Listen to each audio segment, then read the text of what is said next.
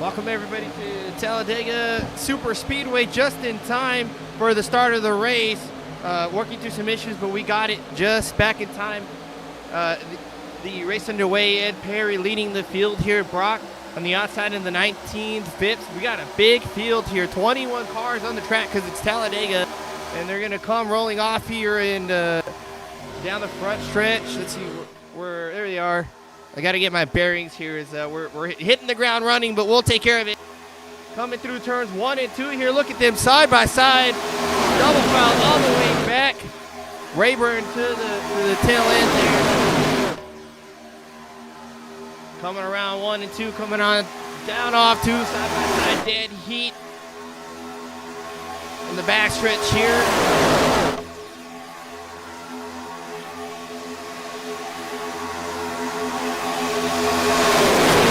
Texaco car way up the track in the third lane. That's Crownover here riding the outside of the 35, or I'm sorry, the 73 of Jeremiah Burke.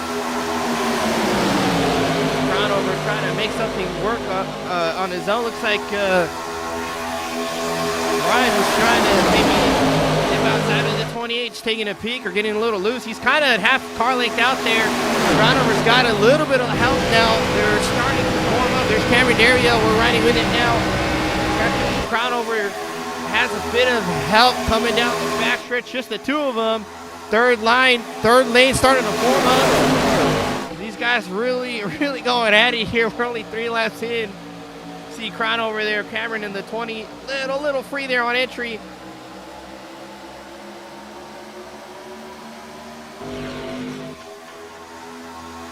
Side by side up front, Perry leading the inside line, Joshua Brock leading the outside line. 24 Richkin tucked out behind Brock, Phipps on the inside behind Perry. Good racing between these guys. Got the drone cam. Oh, looks like Richkin got a little free there maybe, just shot up the track. Biggard in the 01's gonna take opportunity, make it 3 wide. Crownover with that draft now on the outside. They're sucking up. Looks like Cameron has abandoned the 28 for the time being. Oh, he's still there. Look at the draft there, sucking everybody up. Third line starting to form a bit. Just the 3 on the outside so far. Very high lane.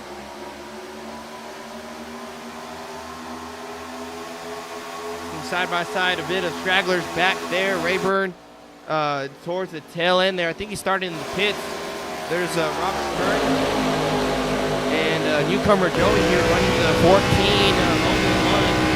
Just straddling this massive pack here. You see him broken up towards that group back there. Everybody's trying to have a little bit of leeway, just in case there's a big old junk, and they absolutely can do it here. They're so tight here in the corner. You see them running through. Redskin leading the outside.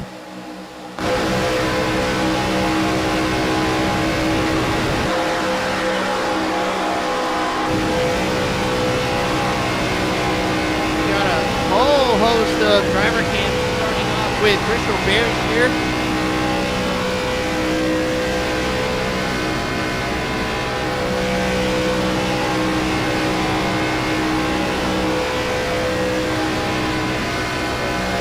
The focus here on the Bears.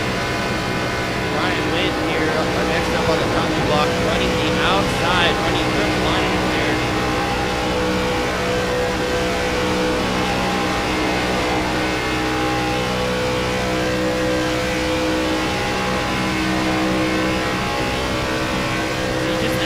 Draft that inside line stacked up a bit. Ryan just completely going by on the outside.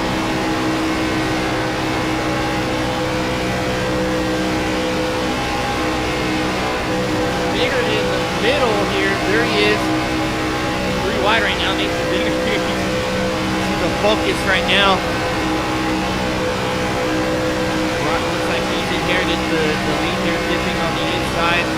Biggard with a lot of help right now on the outside lane, middle lane here.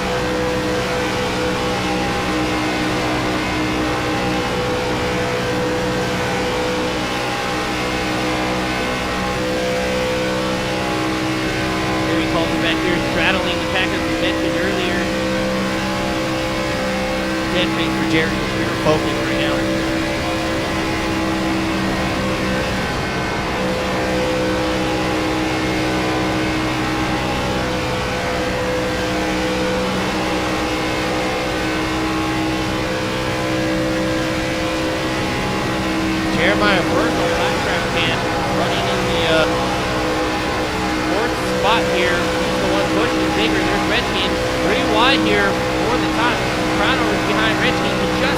off first.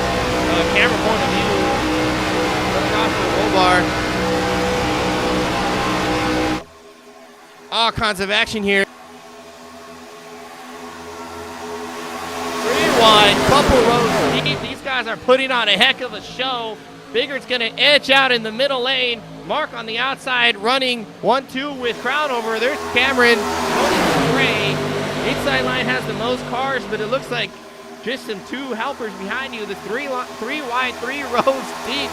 Redskin pulling up here with that help now.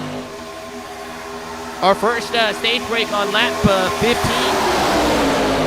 So they're really going hard here.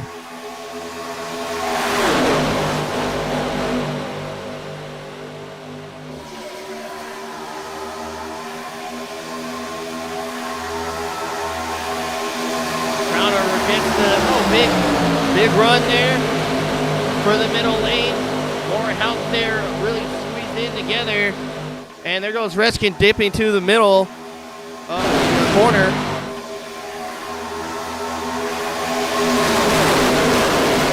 They both go from the outside down to the inside, take over first and second. Then you got Ryan waiting there, pushing Nathan Biggard in the 0-1.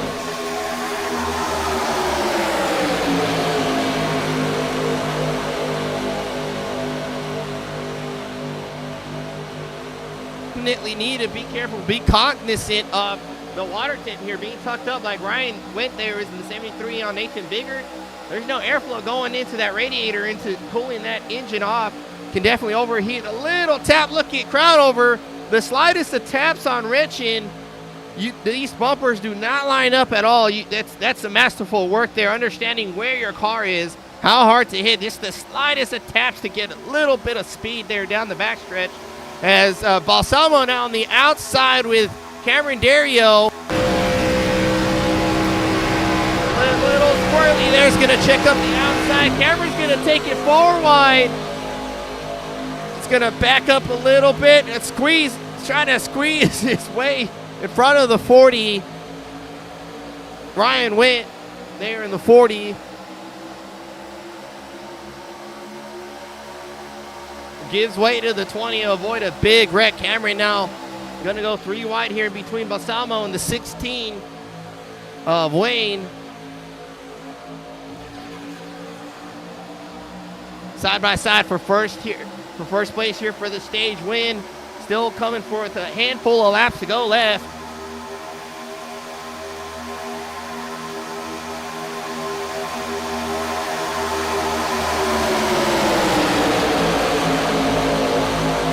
Cars are so fast that usually tire wear not really a big issue, but these cars, they're hitting about 200 plus going down into the corners there.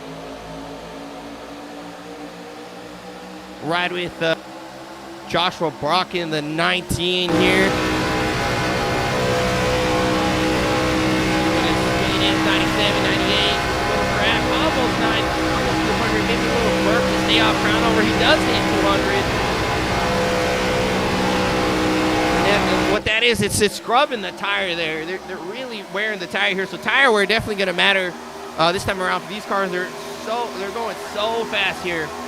As the pack is starting to catch the 21st place, the Brian Reaver there in the track map. Should catch it pretty quick here with these 3 laps to go in the stage. We'll see if these guys start to go 3 wide again for the stage win. I know the 73 of Jeremiah Burke there just biding his time. See if he shoots out and has some helpers. If Phipps goes with him, they might leave the 0-1 a bigger to sit and duck.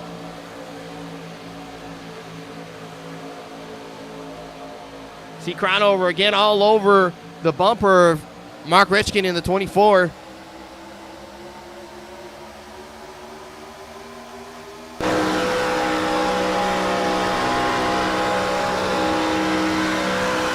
Crownover shoots to the outside, just cuts off the 0-1. That's going to leave a big gap on the inside. The outside lane's going to have some momentum going into turn 1 here.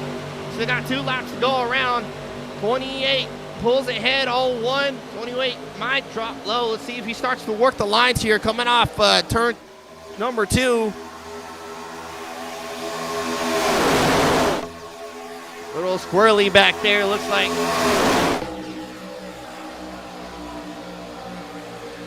Figured really tight against the 28. Crown over here in position with about a lap and a half to go. They're working 3 and 4 here, coming out of the corner now, number 4.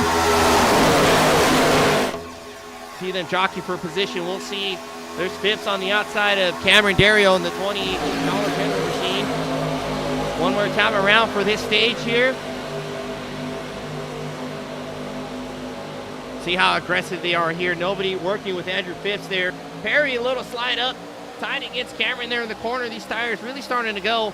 With only 15 laps in, that last stage is going to be a wonder. And it's 3 wide there. Bigger to the outside of the 28 machine. And that cost the momentum for the middle line. Burt going with the 0-1. They're running the high side. Redskin leading Brock on the very bottom. But 28-20 surging now.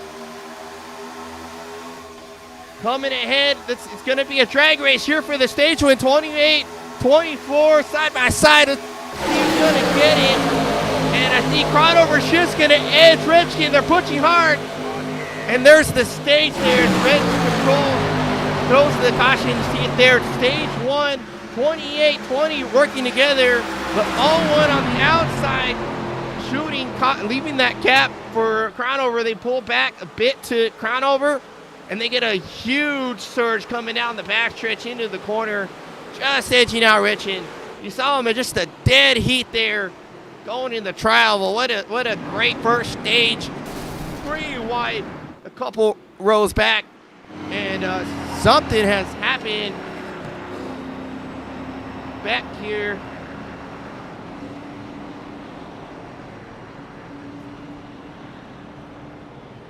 I think Wayne. Looks like Wayne has blown an engine. His car's completely dead. He might need some time to. Wow, he's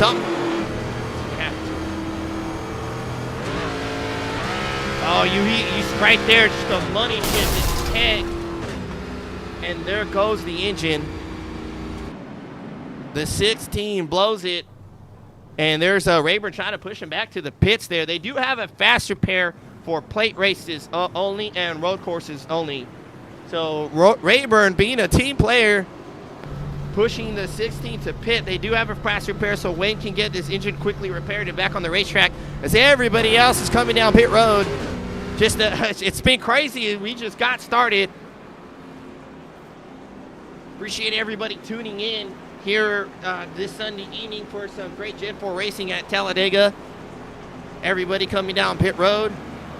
Looks like Cameron here with the trouble. You see him back up, little slide in the box. Everybody racing hard, very tight. 3 wide, 3 rows deep. And a drag race finish with the 28 surging just to the end. Oh, I think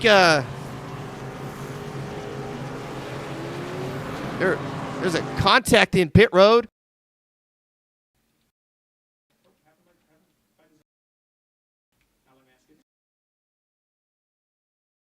It's like Jerry with an issue with Cameron. There's Jerry coming down pit road. We'll see what he saw. Cameron pulling out, and Jerry a little. I don't know if he got confused with Cameron or what. But gets a good tap to the inside wall there, but shouldn't hurt too hard. It's a little love tap there. He'll be able to get it fixed. And speaking of Jerry there, his mother with Sherry there with a life incident there, having a heart attack this past day. Jerry letting us know she's doing okay. Alert now and watching the race here. And still at the hospital, but they're taking care of her. So Jerry Culver on the racetrack running the My Three Sons paint scheme. Prayers for her and the whole family there. Hoping that they get well quickly. As SDK is not playing nice now.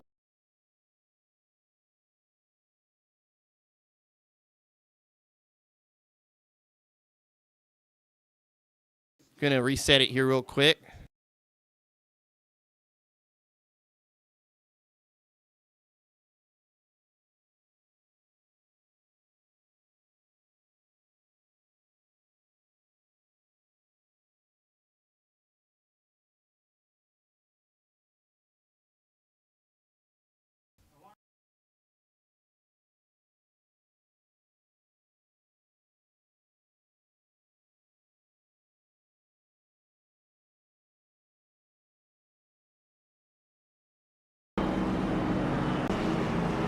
There you go. SDK being weird. But Jerry's mother, Sherry, a great supporter for ChopShop Gen4, sponsoring the Next Gen League. Everybody just keep the family in mind. It sounds like she's doing better now, still at the hospital, still being watched over. But Jerry Culver here giving us a couple details on her condition, and it looks pretty good. So prayers for her and the whole family. This is Stryker running a classic Jerry scheme with a chrome finish twist here. I think the spec map is wrong, but it looks pretty good. Stryker doing a nod there to the family running the 13. Usually runs the 88. So Sherry, we got you. Everybody's got your well-being in mind, and hopefully get better soon.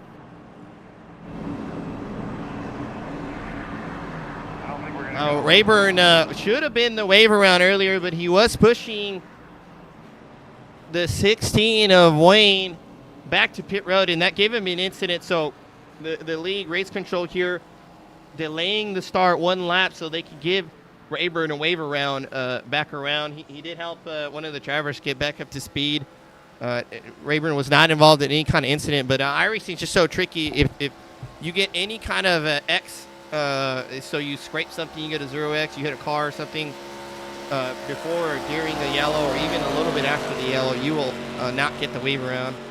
But the league understands what Rayburn was doing there, so they're sending him around the racetrack here.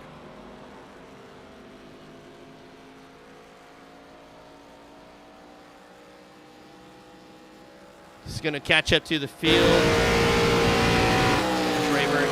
And these guys are pacing through the field. So we'll try and pull someone up while we're here.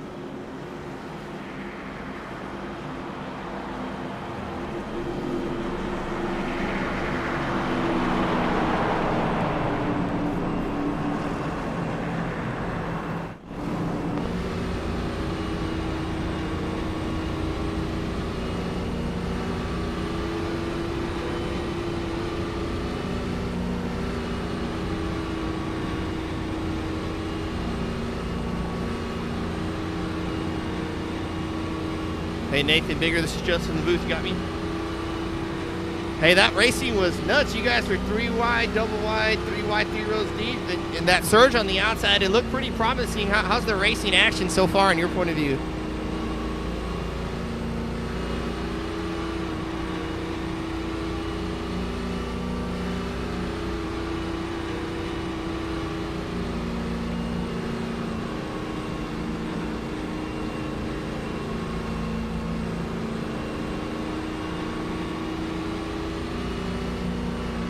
How's the tire wear in that first run? These cars are pretty fast. I'm hearing they're starting to give a little bit into that first stage.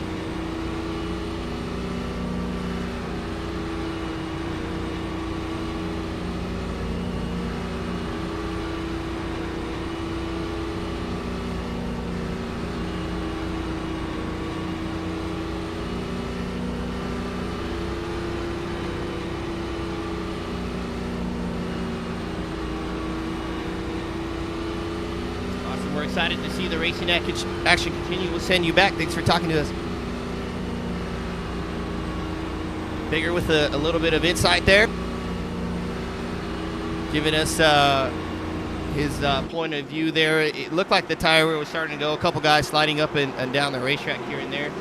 But these guys are going to go back at it for stage number 2. Next stage break is lap 35. So we got a little bit to go.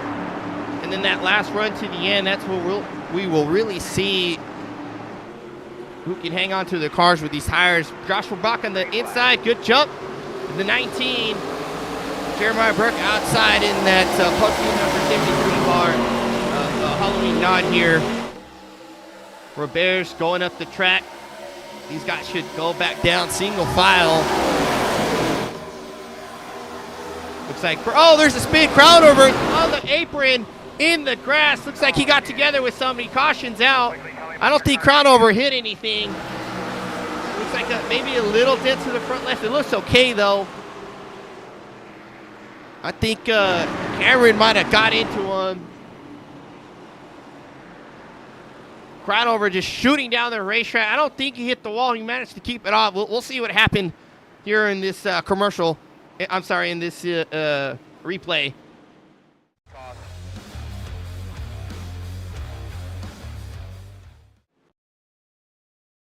There's Crownover sideways. I think Cameron got him.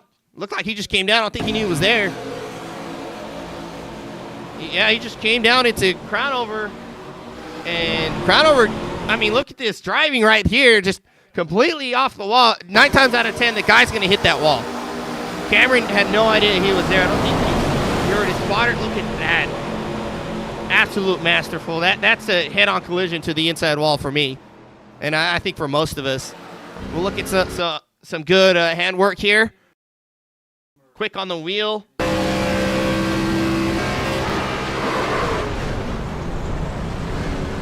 And he's just working the car. The car starts to rotate around. You see him, he's got it cranked all the way to the right. The car starts to rotate around, and he follows that. He starts to slowly come back till it's straight with the car. And then just gently works it to back onto the racing surface. Good work by Crownover there. Absolutely masterful. Daryl looks like he's going to receive that EOL penalty. I think he claimed it. We'll wait for a word from race control there. We should see a notification pop up on the bottom of the screen here once it comes through. But I just don't think Cameron knew he was there. Maybe a glitch in the spotter or just kind of really tunnel visioned.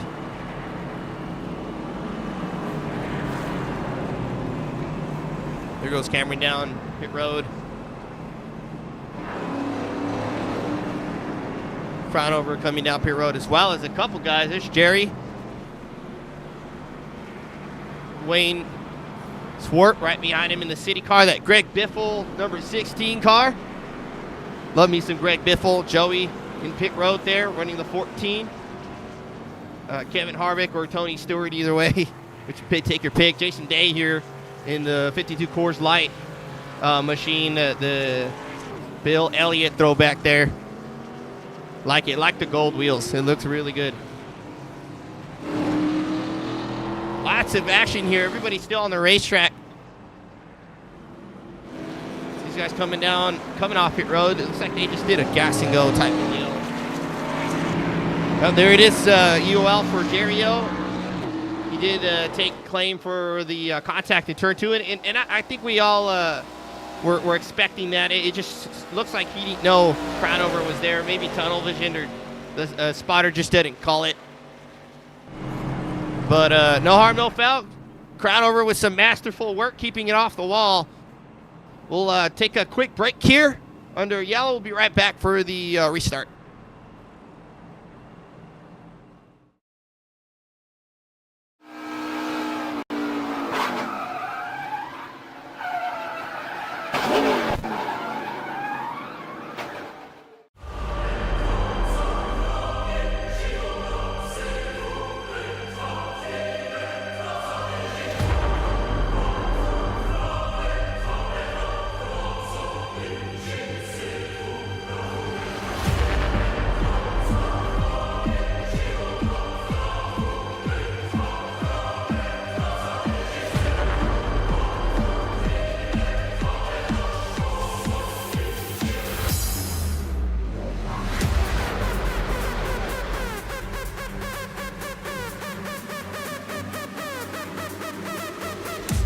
One car.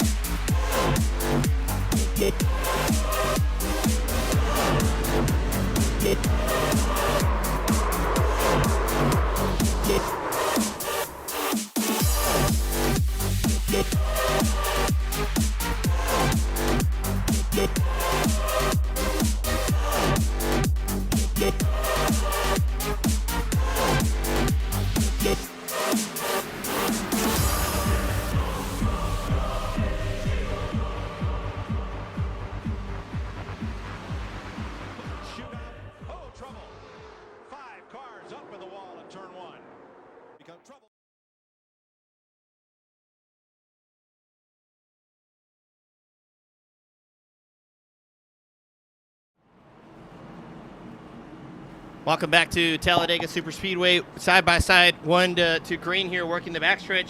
Yeah, I agree. That was pretty neat. I was trying to work that with somebody for a while, and I'm glad we got it figured out with our race control Corey. I think his last name's Boudinot. I've never asked him. I'm probably messing it up, and I'm sorry. But he's given us a lot more insight onto what's going on the racing surface, and we don't have to guess and wonder why someone's falling back and what have you. So big props to our race control here, as these guys are working 3 and 4 right now.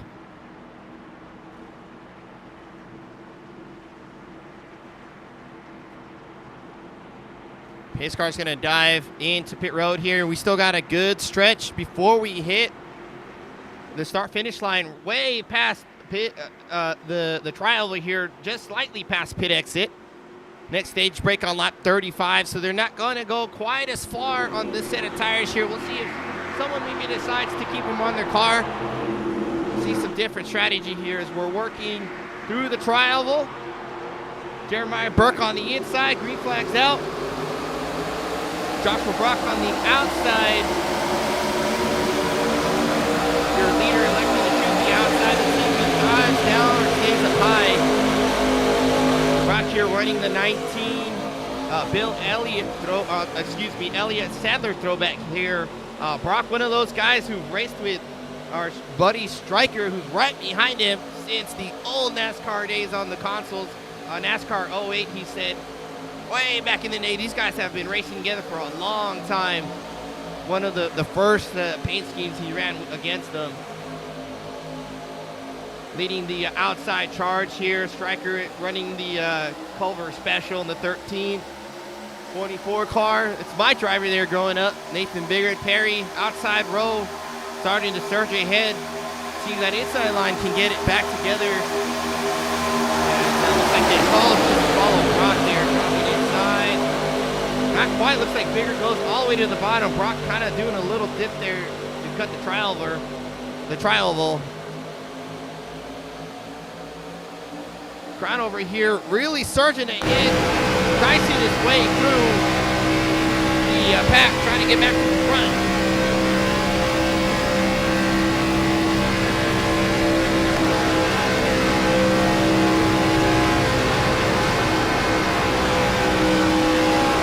Bears here riding in 3rd place behind Jeremiah Burke.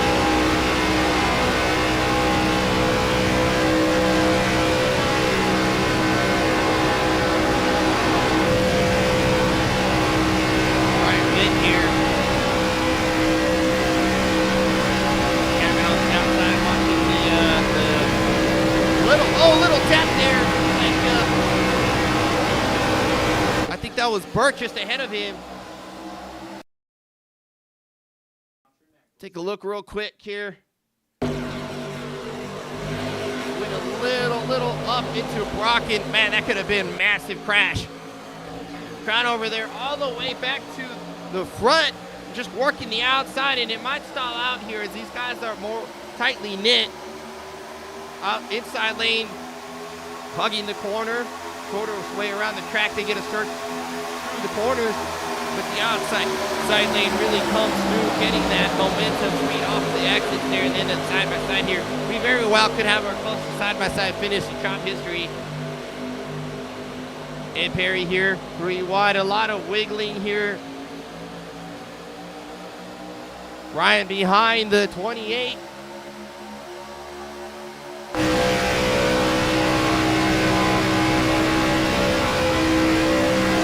Right behind Crown over, 3 wide, about middle of the pack there, 12th. Crown over the 9th, just ahead of him. But they don't really have some help here. Looks like Richkin there forming up. Big bit spaced out there. Now Jason Day shoots outside and Crown over, trying to get back up there, and someone knows that one up there, trying to decide where to go there. Looks like he's going to elect to go up the middle. These guys still trying to work the outside lane.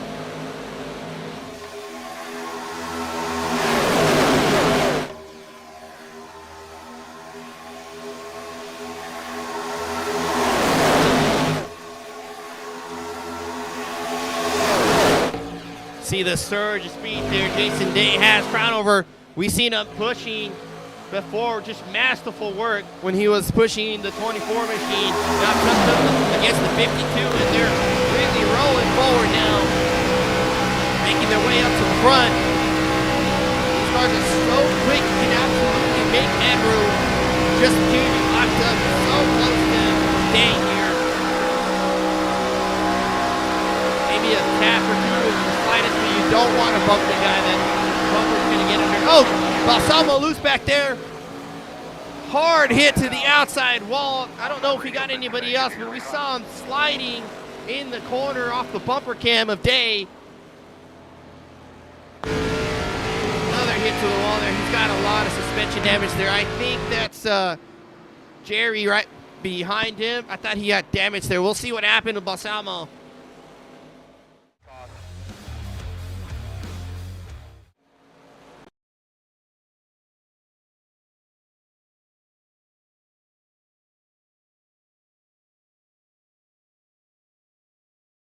Trying to find it here. Oh, wow. 4 wide. Looks like he went high. He bounced off with Cameron. They were 4 wide here. He saw Ryan there. Maybe got a little edgy, went up to get off him, bounced off Cameron. Cameron with some good hands catching the car. And, oh, man, he just gets Mark Richkin there. Mark with nowhere to go. Lots of damage. You see the front left. I was about to say it's broken. But iRacing repaired that. iRacing has a damage collision model where if it shouldn't have been broke, it'll repair it on its own. But that's still a good hit. I mean, I would not take the fast repair still, though. Just get it fixed as much as you can. We'll run on board with Richard here. He sudden hits on.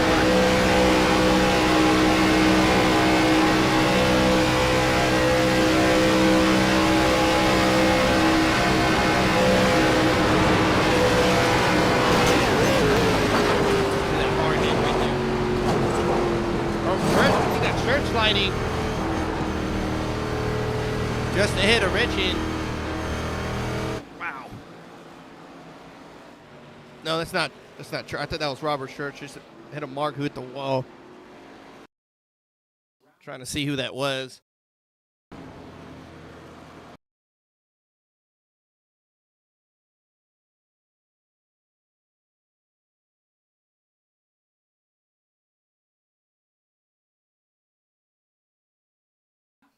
To 8. It's Donnie. There you go, 15. Just trying to find Donnie. Donnie catching the apron, trying to avoid that wreck. We'll ride with Donnie and see what he saw.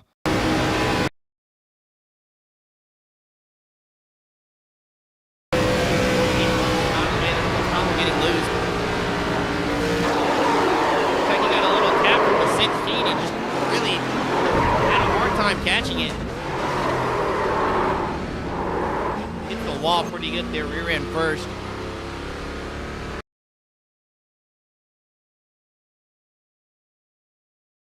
Wayne here. Check out Wayne. I don't know if he tapped him. I think Donnie got loose on the transition.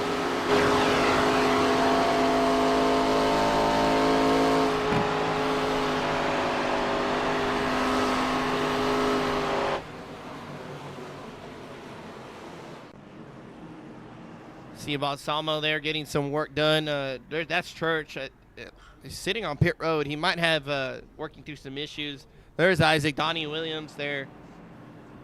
Did not come down pit road. You see the right rear of the car there pushed in. And there it is. The 10 does take ownership of that wreck, as we see from race control. Involving a few cars. He's going to be sent to the rear of the field with the 1 to green signal. It's now coming off pit road. There's Isaac. Just broke free on him. It looks like he moved in reaction to Ryan on his inside, trying to hit him, and not sure if he knew he was 4 wide or not, but bounces doors with Cameron and it breaks loose on him. Balsamo there with the clean car. I wouldn't have taken the fast repair still. It was, oh, good. Hang on to it. Loose there on the banking. Donnie's still now coming off pit road. Rayburn coming down pit road. A couple other guys came down pit road for some fuel.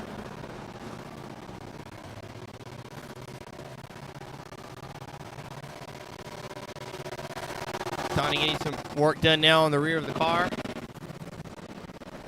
See him sitting there, not taking the fast repair just yet. I wouldn't take it for that kind of damage unless the car's destroyed. It's dragging on the splitter, tires broken, stuff like that. You don't want to take it quite now. We're still waiting for the big one coming up. There's Wayne on the apron. I think he just shot by the field accidentally. He's letting them go by. Bigger on the inside is going to lead them off to the restart. Just a handful of laps to stage number 2 coming your way.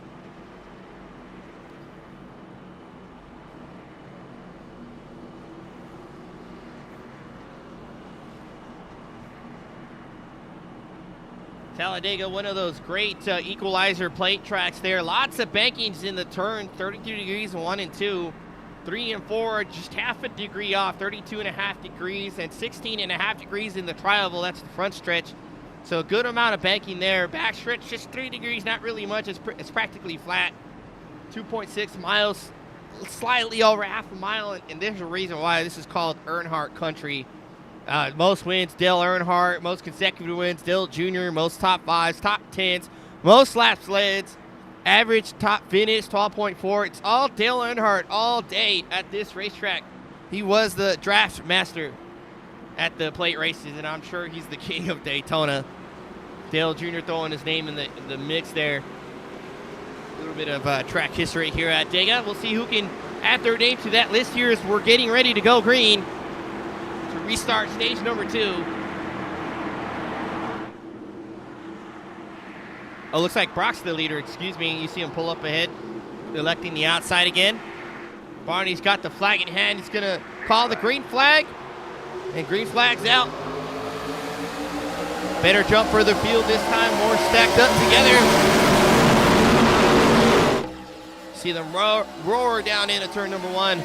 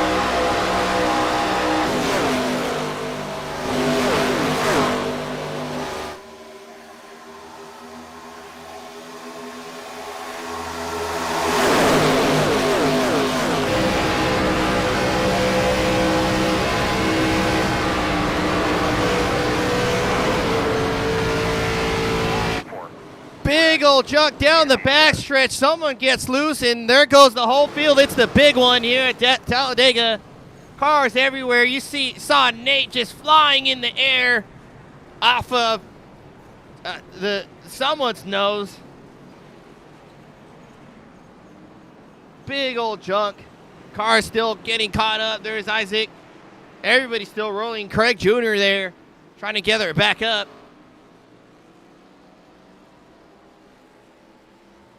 These guys trying to get to the stage there. Everybody trying to get a stage win.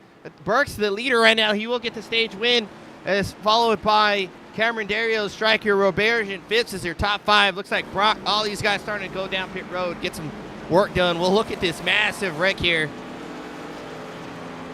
Then it looks like it started with Ryan Wendt.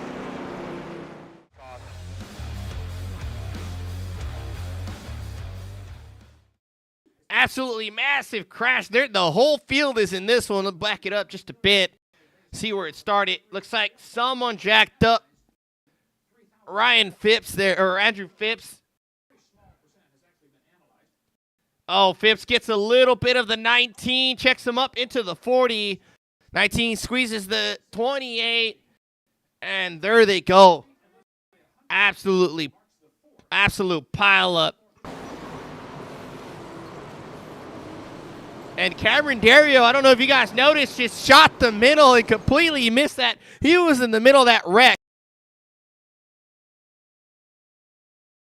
Back this up here. We'll ride along with Cam.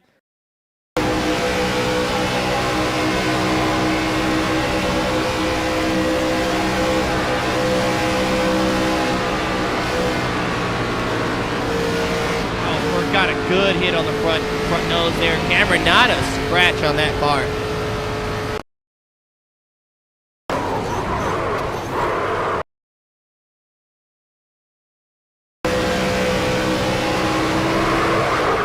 See, Nate just can't hook.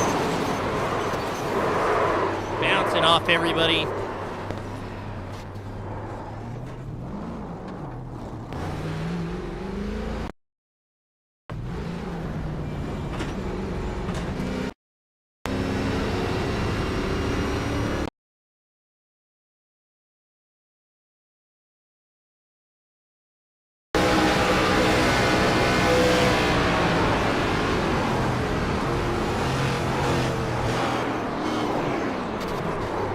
Like Mark maybe got a little bit of Craig Jr. there.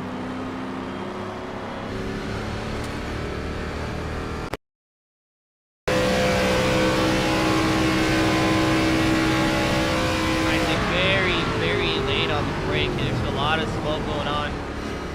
I would have stopped on the back stretch. A big hit there to Craig Jr. Still fully on it as they start wrecking. Definitely something to be more cognizant about.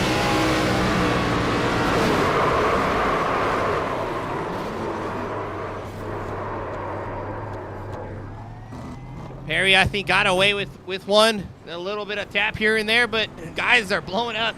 Not too bad for Perry. You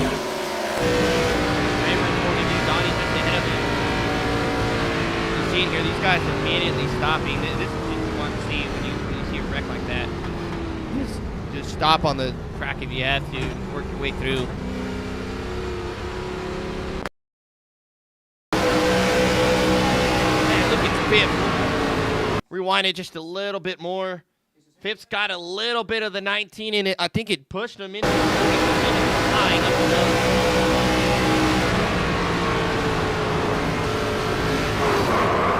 Greg almost made it there. You just saw the Coors Light car of Jason Day come in. And then a hard hit by Balsamo there.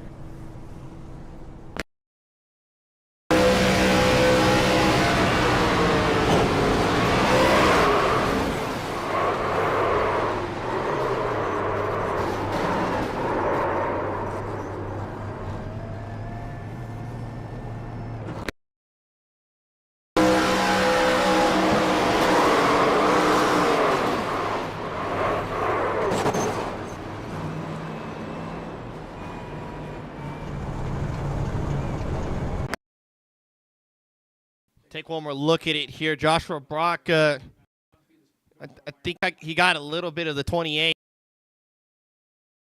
Or the 28 got a little bit of him. There's Joshua Brock in the middle lane. Crown over on the outside has a massive run. Brock now moving up to block that lane there. And Crownover is going to hit him. And they're not square there. He's going to get the 19 a little free. Get a better look at this one.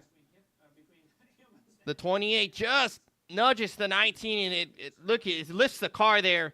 Blocked by the 19. 28 doesn't lift. Just the slightest lift there lifts the 19 down the track. And then he cuts in front of the 25. Brock's just trying to find his lane now. And Phipps shoots him back up to track into a crossover, and there goes the whole field. Brock just got muscled around.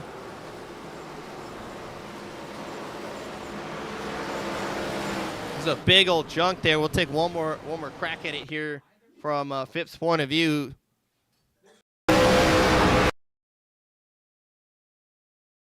Brock makes it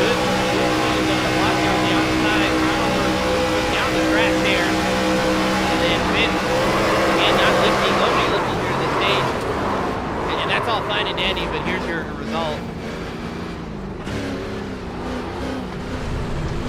Still pacing here. Have not missed a thing. We're about to go to the green, or green flag racing here.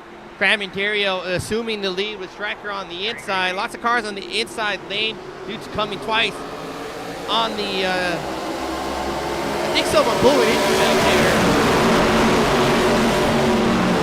there. Vips here, a few laps down. He might have spun tire. He's definitely under power.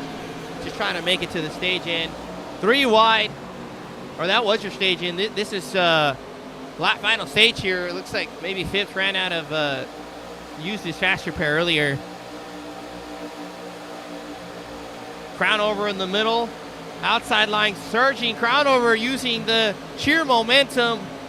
Side draft there at play. Inside line checking up. Biggert here assuming the lead now. He's got Wayne Swart right behind him. Burke right behind him.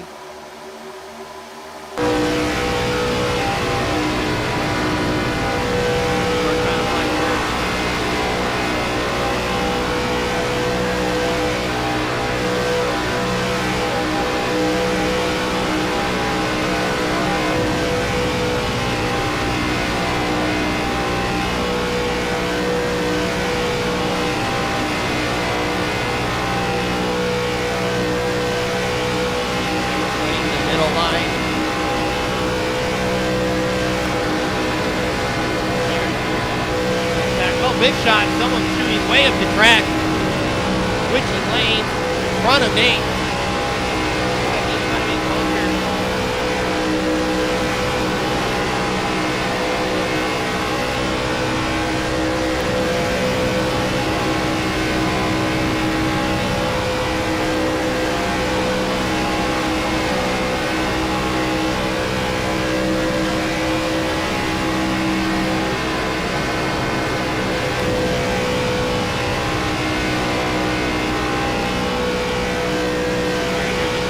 Off the pack there, good buffer. We might very well have another massive wreck.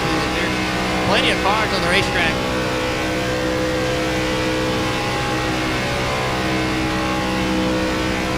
Couple stragglers here. Rayburn, Donnie, way off the pace. Phipps a lap down. Brock on pit road here. Crown over assuming the lead. Robert Church there is the one who shot up in front of Nathan Biggert. You're going to split him 4 wide. Balsamo on the outside is going to hook the 5. And there they go. Big wreck.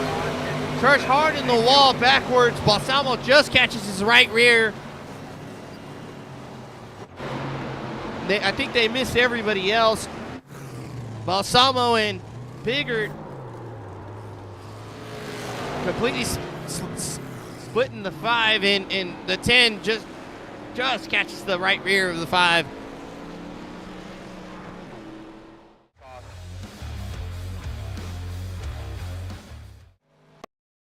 Take a look here. They're starting to split. Church.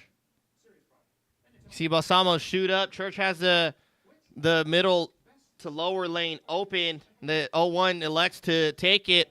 And I think the 10 just misjudged it, came down real tight on the 5. The 5 did drift up a little bit, but there's a lot of room above the 10.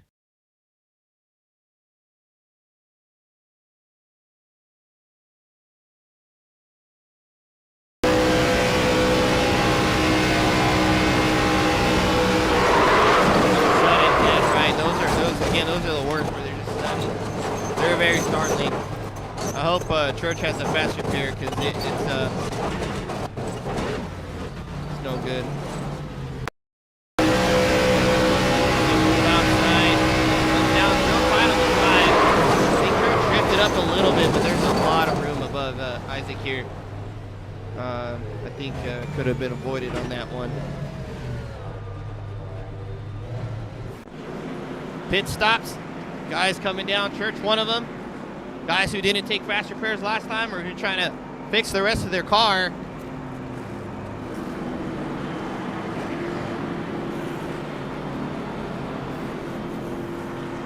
And that's going to be a pit stop for us. We're going to take a quick break and we'll be right back for the rest of the action.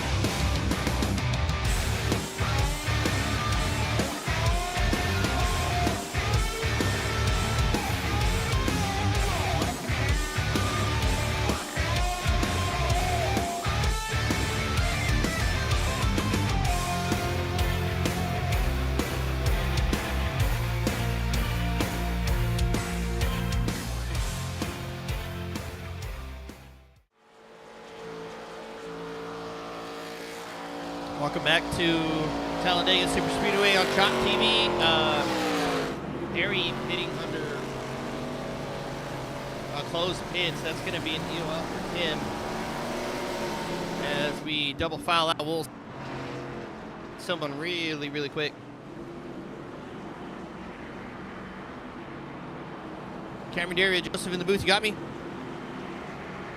Cameron, what a wild race so far, and I mean, I don't know how you parted the seas on that wreck. Tell me what went through your mind.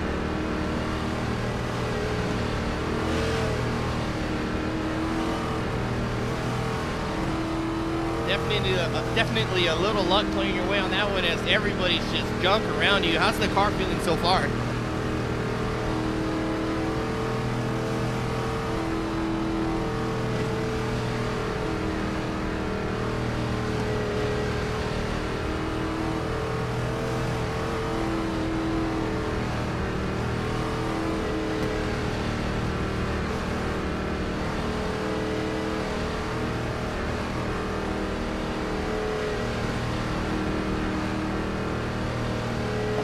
We're ready to see the action continue. We'll be rooting for the 20 machine.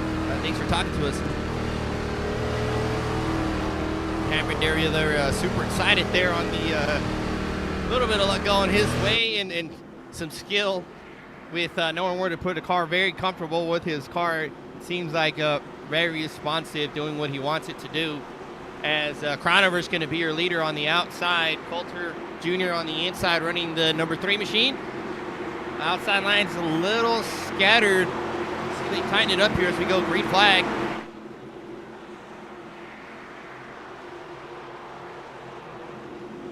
Ready, green. Green flag's out. Barney waving the flag. 28 pulls ahead. Everybody is a little broken up more this time. 28 dives in front of the 320, all over the 3.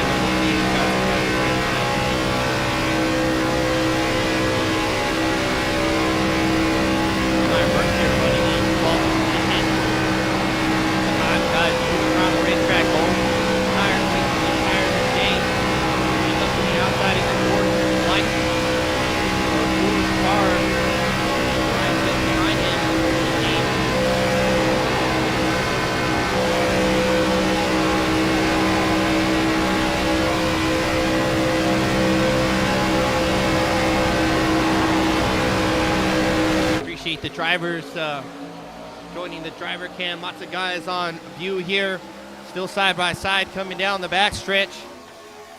Crownover leading the inside quad pack, and a massive line behind us. We start getting stacked up in the two lines again. Rayburn on the outside trying to make some moves now. See him in the 74 machine outside of the 24. His riff number's backwards though. Okay. Rayburn not quite with some help. Dave's gonna go underneath him. Rayburn falling to the back now. Nobody going with him just yet.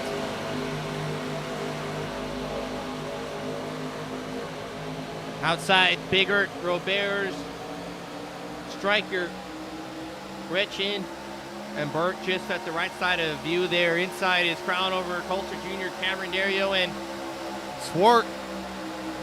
there in the 16. Greg Biffle, you see Coulter there pushing Crown over, just really slightly touching the rear bumper of the 28. We've seen cars get jacked up already. Got to be very careful. You're going to end up turning that guy around. It might cause another big one here.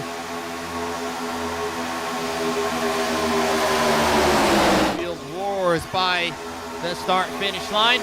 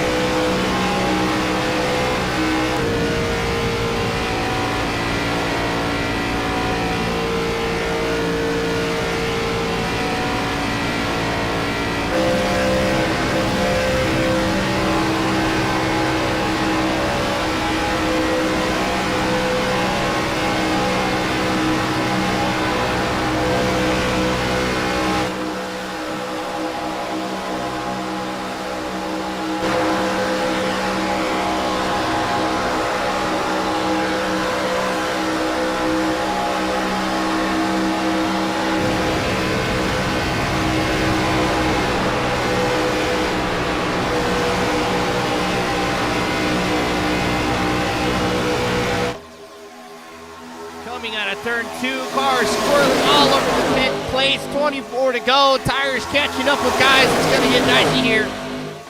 Guys trying to get a race win there to lock themselves in the playoffs with only one race to go after this at Charlotte, North Carolina.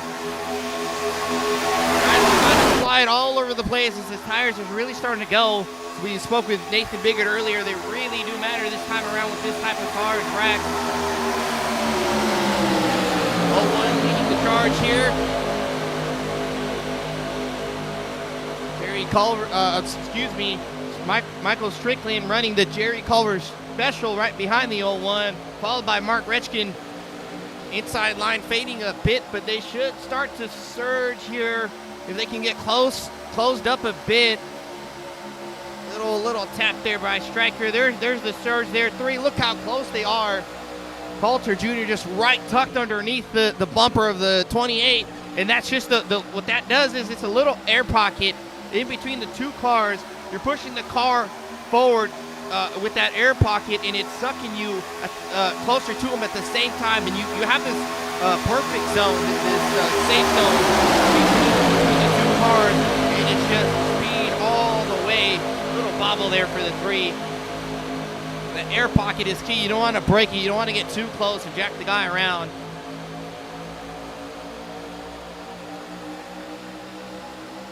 Still side by side here, coming off turn number 2 down the backstretch. Joey way down on the apron. I think he might have got shot out 3 wide there. Ryan on the outside of Robert. They settled it. Craig Jr. moves up a bit. Robert selecting to stay in the middle. That's going to trap Ryan to the outside.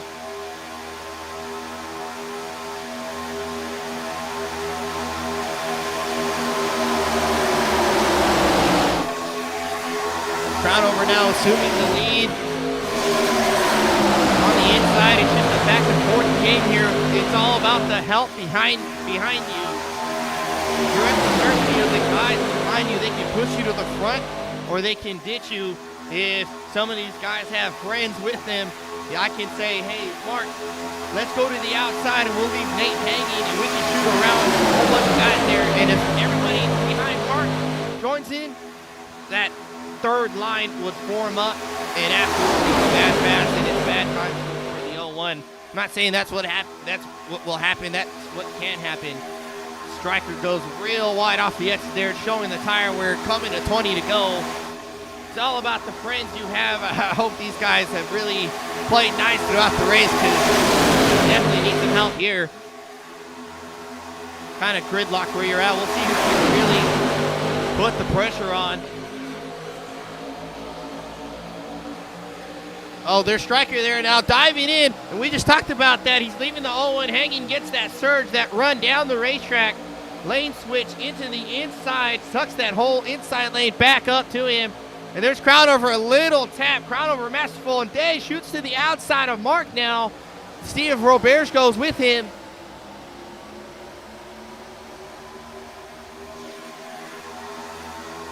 Day, no help, nobody going with him. He's gonna start to fall back here. See if he can use the side track to stay alongside someone, but he's real wide there in the trial, in the first good trial hole. He's starting to fade away with no help at all. No worse for wear with the 52 though. He's got 19 laps to gather it back up. Striker leading the inside in the 13 car. The Jerry Culver special running it in support of Jerry's mother, Sherry. Trying to get a win here. Look at, there's Crownover, a little tap there. Right up against his bumper. I mean, just leading on the 13. I don't know how many guys that can do that with this car and not spin the guy in front out. Now Ryan's shooting to the outside. Day right behind not right behind the 40, but in that lane. If they can get together and they'll start to form a third lane, and who's going to go up there with them?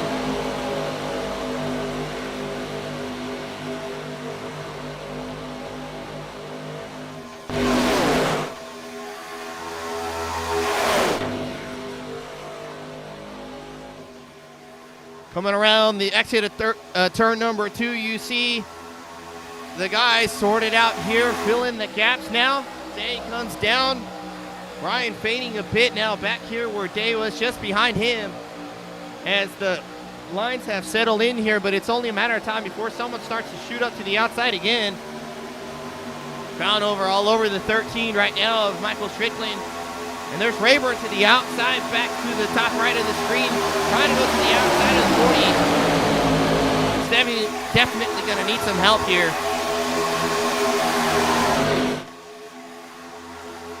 Just taking a peek there, gauging his momentum, just gauging his opportunities. See him down the backstretch here, the outside, a little bit more tucked. There's the 28, the slightest of taps on the 13. It does get him a little bobbled, and they're 4 wide back here as Ryan's on the outside of Roberge. Roberge fills in. Ryan stuck in no man's land. The 20 going to the outside has had enough of the inside lane. Trying to make move now. 3 wide here. Dave fills in the center, middle lane. Walks to the bottom in the 16. Right, he's trying to make some ground there now. Falls back in line. And those top 2 on the outside, got to be careful going up the track like that, because Roberts can absolutely fill the hole in the middle, and it's going to leave the 01 and the 24 stranded on the outside. 13:28 here working together. Look at that. It's baffling. The 28 just leaning on the 13 like that. I'm amazed every time, and he's doing it consistently. Roberts now to the outside. Rayburn just a few car lengths back. They're going to need to be tucked up. There's Crownover shooting the outside. He's going to have a run now with that momentum. 28 outside 13. Leading the 3 and the 16 now. Outside lane. Going to have the momentum here.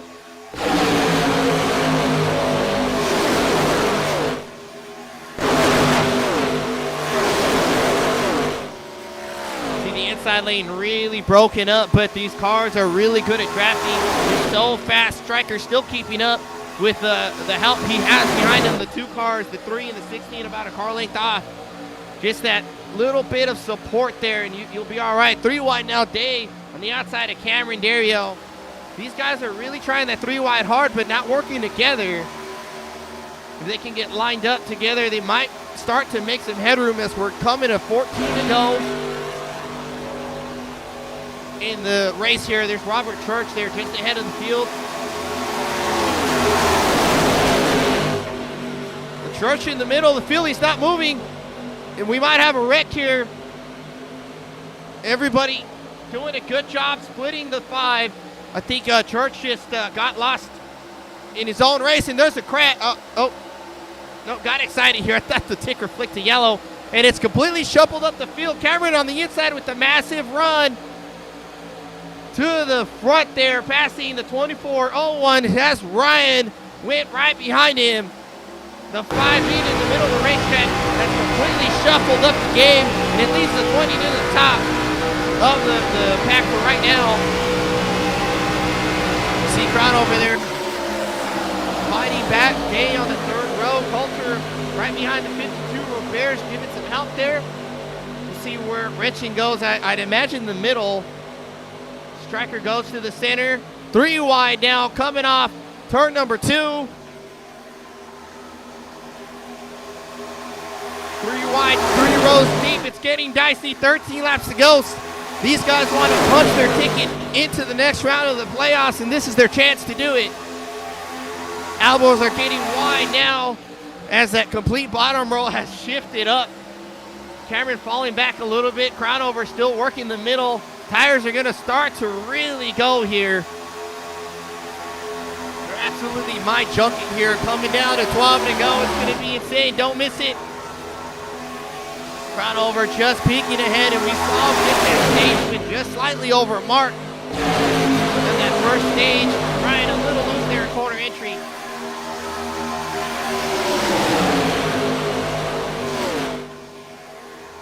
Top line fading.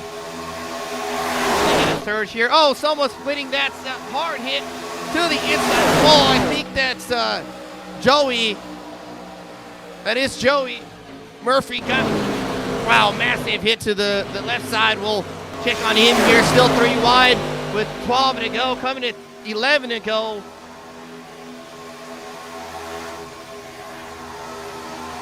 These guys just trying to pick a line. 3 wide, 4 row deep almost. Day leading the outside, crowd over in the middle. Cameron Dario on the inside.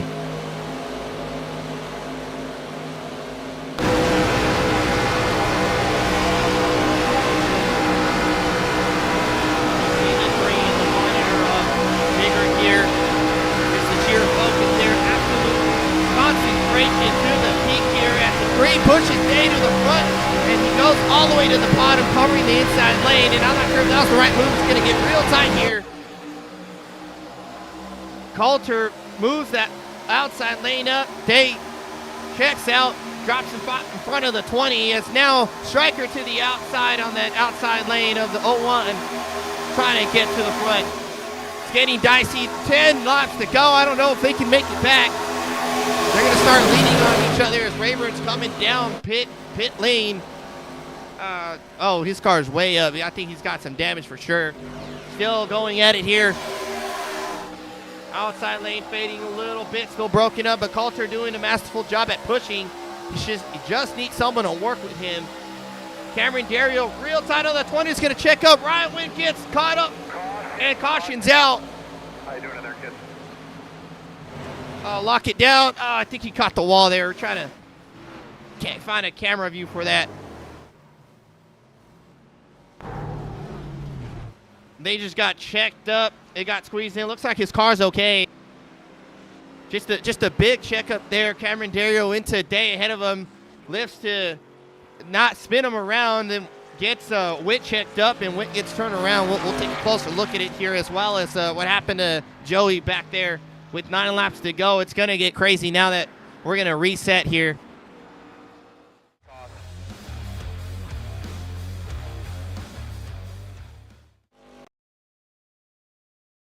Take a look here. There's Ryan all over the 20. And here's the issue is that Ryan's really trying to push, but not quite anywhere to go. 20's trying to back off Day to not spin him, and he kind of gets squirrely on his own just in front of Swartz. And they pirouette together. I don't know if Ryan hit the wall here. Just a little tap on the rear end. It looks like shouldn't be too bad.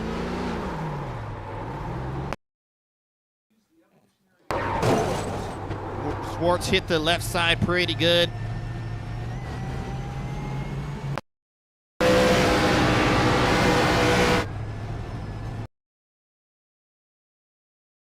Trying to find a view here. Riding with Wayne Swartz. They both just wiggled together. Dario checking up.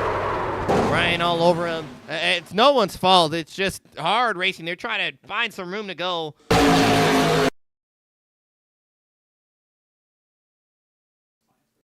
Take a look here.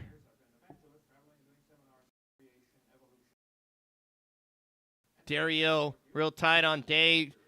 Ryan pushing Dario into Day, and Cameron recognizes that he's gonna turn him, so he checks up a bit, gets loose, which gets Ryan loose, and they get it to Nate. They're 3 wide there.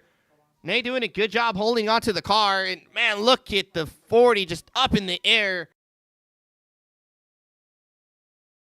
Just a little bit of a checkup there on those guys. Here's the 16. Slaps the left side.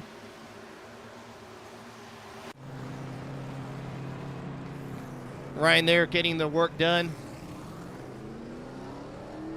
Wayne Swartz gonna have to try and get some work done as well. I believe he used his fast repair earlier. We'll take a look at what happened to Joey earlier.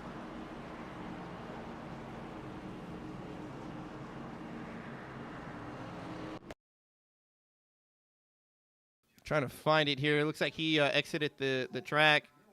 Something happened to Joey Murphy.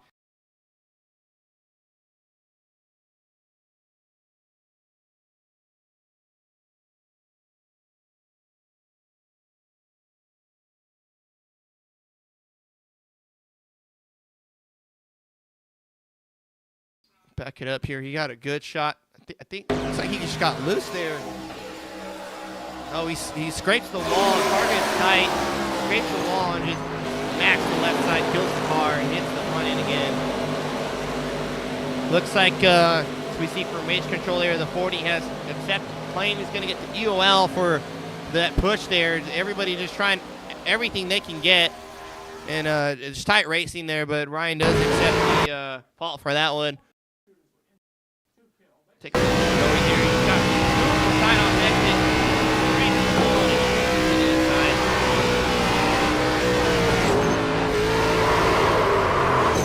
So bumpy down there, just upsets the car. He's trying to hang on to it. Joey off the racing surface here.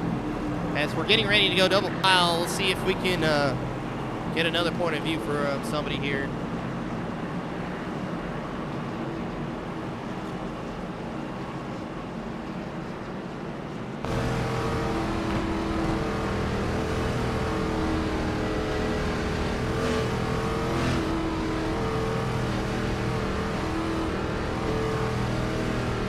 Burke. This is Joseph in the booth. You got me? Hey, Burke. This is Joseph in the booth. You got me?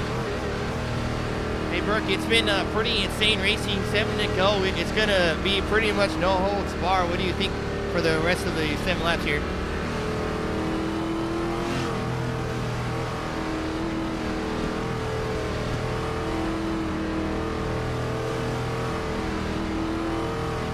Still got one in the bank there, so it definitely can happen. How's the racing been so far?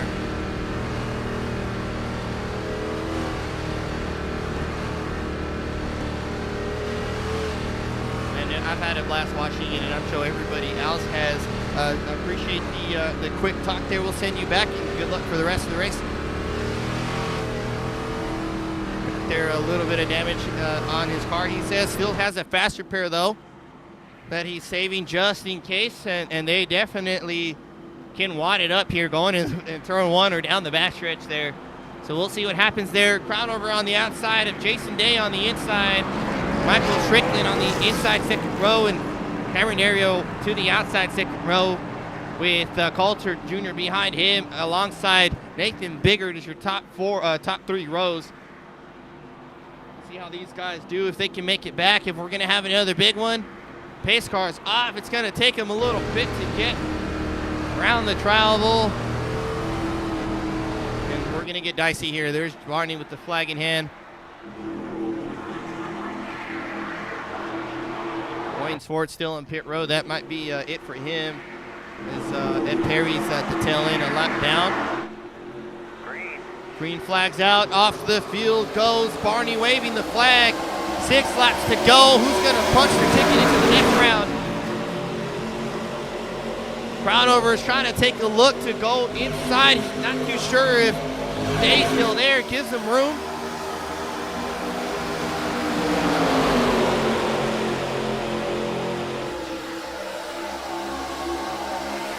Field pretty broken up here. Coming down the back stretch. Lots of damaged cars, lots of different tire wears. Guys still with fast repairs. Now they're starting to form up. It does take about a lap for these cars to get up to speed. They're going to start to catch the draft and form up real tight. I don't imagine there would be too many stragglers there if their car is still good. Cameron all over front over there trying to get him a hit. Cameron, he's trying to give himself some space on the inside so he can dive in, I believe. We'll see if someone goes to the outside. There's Fitz now with the repair car. 5 laps to go here, exiting turn number 2. Oh, gets loose. Striker on the outside. Biggert hits the wall. Inside. Still green flag. It's going to shuffle up the room.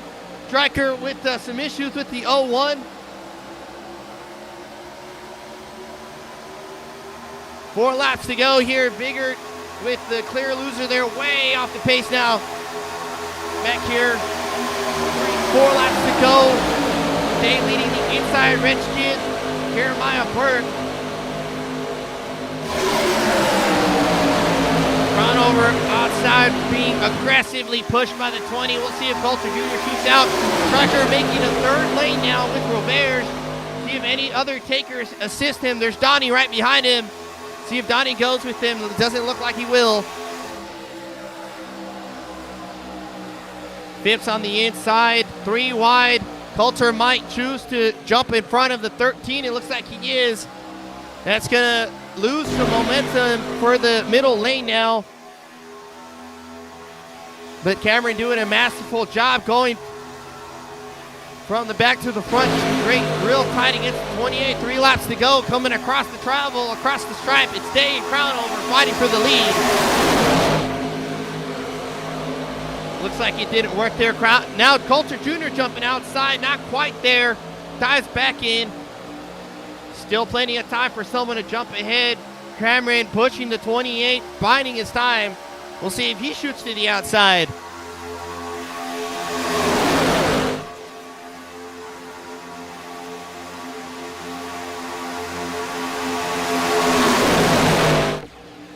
28 surging back ahead, 52 inside, 20, 24, oh, 24 gets day loose, 24 turned over, up above over the 74, 15 gets spun off the 13, 24 absolutely rides over the roof off of Rayburn. Little bit of checkup there. Retchin gets a little bit of day, gets him loose, and gets spun out by Burke. With 3 laps to go, it's going to be a green-white checkered, and that's what Biggert wanted here to get close back up.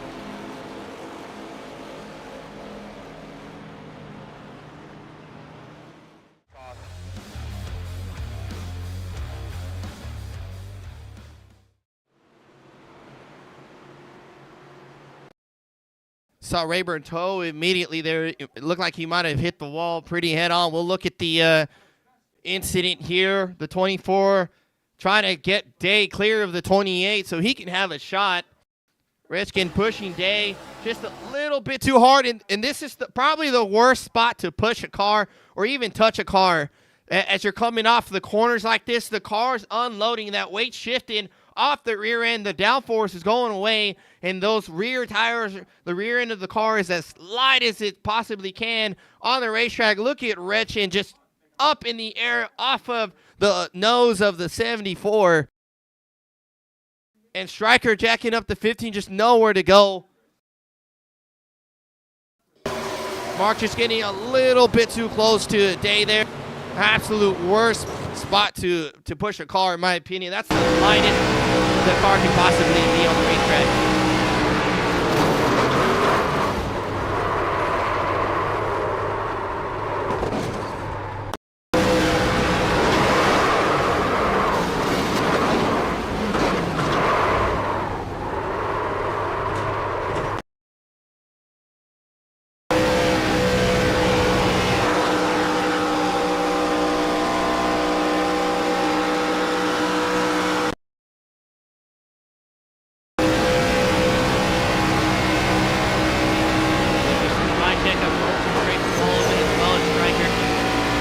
Striker got into Donnie, but it doesn't look like it.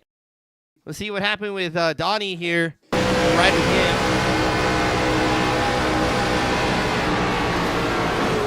Gets a good hit. I think that was Jerry just behind him.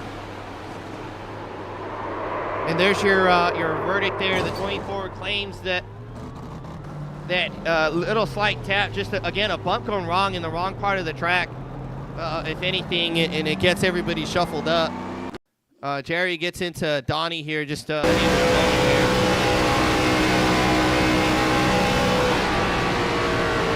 Donnie gets a good hit off of Rich in there, pushes him into the path of Jerry Culver, just nowhere to go. There's the 0-1. Rich in on pit road. Donnie, these guys trying to get some work done. There's Ed Perry down. Wayne off the racing surface. Church back on the racetrack. Last 4, Wayne 18, Joey Murphy off the racetrack. Balsamo in 20th off the racetrack, and Brock 21st off the racetrack after that early incident.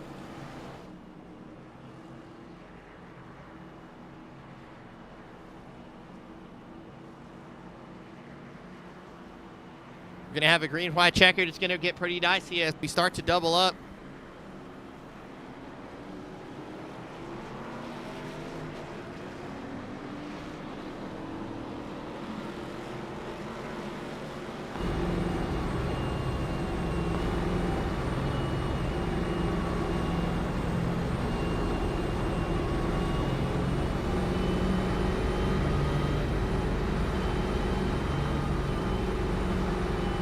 Chris Robert says, Joseph in the booth, you got me? Yes, I do. Hey, Chris, it's been some wild racing. We got a green-white checkered coming up. What are your chances here for this couple laps to go? Just see what I could do here. I might just try and push myself way up there. Hopefully it really doesn't try and block, because I won't let off. I'm just gonna go. The racing has been completely fantastic so far. Lots of action on the track. We had the big one about halfway during the race. It sounds like tire wear has been a factor as well. Has it been the same way for you? Yeah, after so many laps into the tires, it does get you kind of drift you up top. If you're in the middle lane or down below, it does drift up on high on you. So we just have to take it easy with it that way. But I think I'll be okay with a little faster tires than these guys in front of me. Definitely a little bit of advantage. It's going to get pretty crazy elbows wide here. Good luck at the end of the race. We'll see what happens. Yeah, thank you. Roberge also with a little bit of inside. Looks like it's pretty much verdict here is that those tires are very important. As he's going to be on the outside third row, outside fourth row, crown over alongside the 52 Jason Day. We'll see what happens if these guys can make it back around a couple times. If they do wreck again, we have one more chance at a green-white checkered, so we're not quite done yet. If we have a caution after that, it is what it is. So only 2 chances. This is our first attempt at a green-white checkered. The field's going to get nice and snug here. Coming to the green, 28 leading the 52 on the inside. Cameron Dario pushing the 52, the 3, pushing the 28. We've seen some great pushing by that second row. We'll see what happens as they're going past the pit entry. Pace cars off. See them come into view here. Yeah, that just some really bad luck there. Just a big checkup. Rayburn. Oh, there's a wreck already. Striker. Harry, something happened. But it's still green flag. Or that was Jerry, apologize. And that is, race control does throw a caution for that. So we're going to try one more time as Perry and Jerry Culver got into it right off the restart. We'll see what happens to these guys.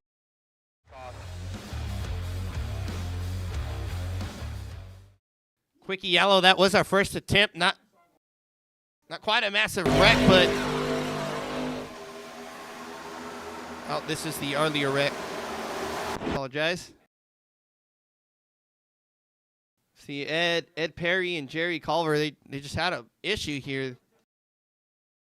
The car, oh man, I had to turn that off. That was so annoying. What happened to these guys here? Oh, Retchin just straight into Jerry Culver and Perry trying to avoid that. Shoots high, and oh, netcode. That's some really bad netcode. I mean, Mark Retchkin, I'm sure he's frustrated after that one. Look at that. Netcode is horrible. I feel so bad for him. That's the worst netcode I've seen in a long time. I'm not too sure what Mark was going after here. Nowhere to really go. He got a better jump than Jerry, but, I mean, you can't really do anything with it. He just jacked up the rear of the Randy there.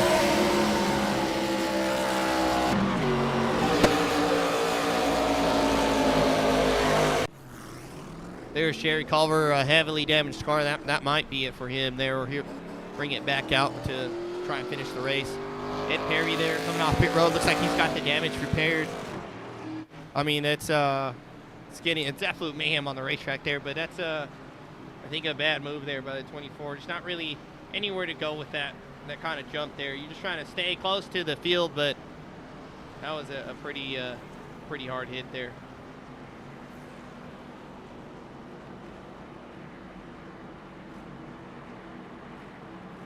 See if we can catch someone else here while we pace around.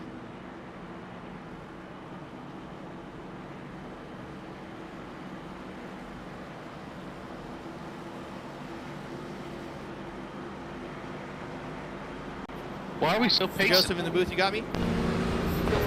I got you. Striker, this race has been pretty chaotic. We have a lot of great action at the start. A massive pile-up halfway through, and it's getting pretty dicey here. Elbows are going to be pretty wide. What are your chances, you think, here for this last green white checker? Yeah, you're absolutely right. The elbows are going to get up. They're going to get real pointy and very wide. I mean, you got to make your move quick. We got one last green white checkered. It's going to be difficult, but we're, if we get some room, we're going to try to take it. See where we finish. How's the car faring for you? I believe you took your fast repair, one of these latest cautions there, just waiting for a big one. But how's it been handling so far? The car's actually been great. It's been pretty fast the entire time. I didn't take the fast repair. I still have the fast repair on me just in case. I mean, I'm obviously not going to be able to get to use it here, but I should be damage-free. Car's running good. You're going to need help to get up front. Just looking around me, you know, I got Crispo bears around me, so if we can hook up, I think we'll take that top lane and try to make a move. So let's see if we can keep it green, and we'll make it exciting. Definitely at the mercy of some drivers and some friends around you there. So we'll see what happens as the action carries on. Good luck to the rest of the race. Thanks, man. Appreciate it. Striker there, very comfortable in its car. Still has the fast repair in the bank. He's not going to get to use it as this is our last yellow. Next flag ends the race. The 13 machine here running the Culver Special there in memory of Sherry, who experienced a heart attack late last night or along the lines of that yesterday. But from what we hear, she's doing good now. Watching some football games today, watching the race, just getting better there. So prayers to Sherry from our family to yours, and our thoughts are with her for sure to get a quick and speedy recovery. Striker trying to put that car in victory lane for her, running the 13 machine as Sherry's the mother of Jerry Culver, who usually runs the 13 in most of our series there. So Striker trying to get to the front here as we're going to start to go double wide for our last green-white checkered. Next flag's going to end the race, so these guys are going to try to get to the front as quickly as possible just in case we get another yellow. And not quite any word from race control, so I'm not sure if there was a penalty from that one or I might have missed it. But I do see, I'm trying to look for Mark Richkin still on the tail end. That might have been it, as Mark's in the back anyway. Perry still back caught up to the racetrack. Jerry there on the track, a few laps down, and able to get that damage repaired. And it's still anybody's race there. Ed on the back, last car in the lead lap can absolutely win this race. It's very, very easy with a little bit of help and luck go your way to come from 14th to 1st in one corner. So he can absolutely do it. Everybody's going to throw caution to the wind. We'll see if we can make it back here. Marks a little tap there to Jason Day. I don't trying to get a Jason Day head. You got to play nice here. You got to work with guys, be a little friendly. But if you open up the door, that might just take it. Rayburn says passing the grass. Can't do passing the grass no more. There's a yellow line. That'll definitely be a DQ. So we're working corners 3 and 4. Cars out of the track. There's Swart, Rayburn off the track. The dollar store car. Rayburn talking a little smack to Cameron there in the 20. Pair of Fords up front. Chevrolet, Toyota, top, bottom, second row. Pair of Chevrolets, third row. Last green, white attempt. Pace cars off. Crownover's going to lead them to the restart there on the outside. We'll see if they can make some moves. We'll see if someone from the pack can get around and make something happen. We'll see them come into view. There they are. Barney with the flag in hand. Green flag's out. Off goes the field, roaring down across the stripe.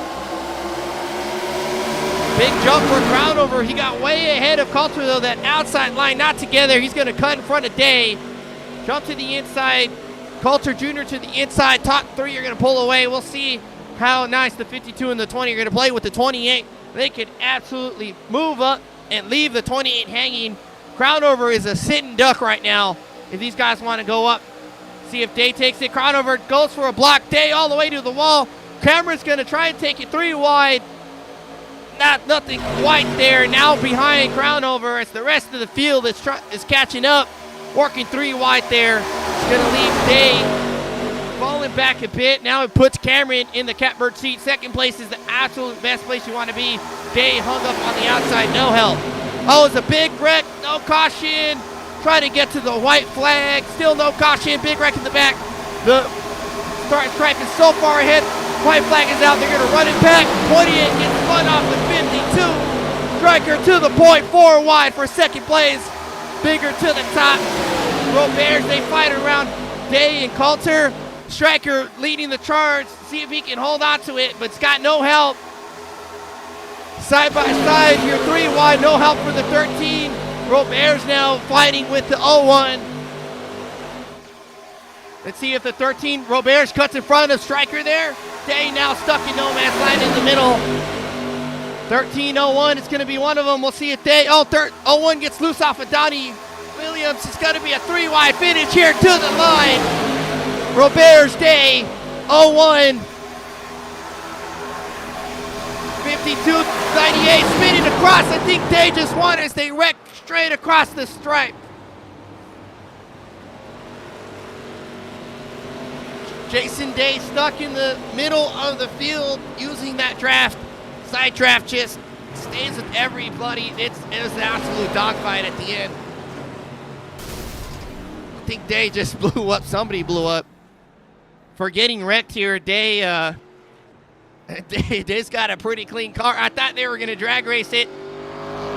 Roberts gets clipped off someone's nose. I believe it was Crownover. What a insane green-white checkered here. We're going to review that all the way to the back.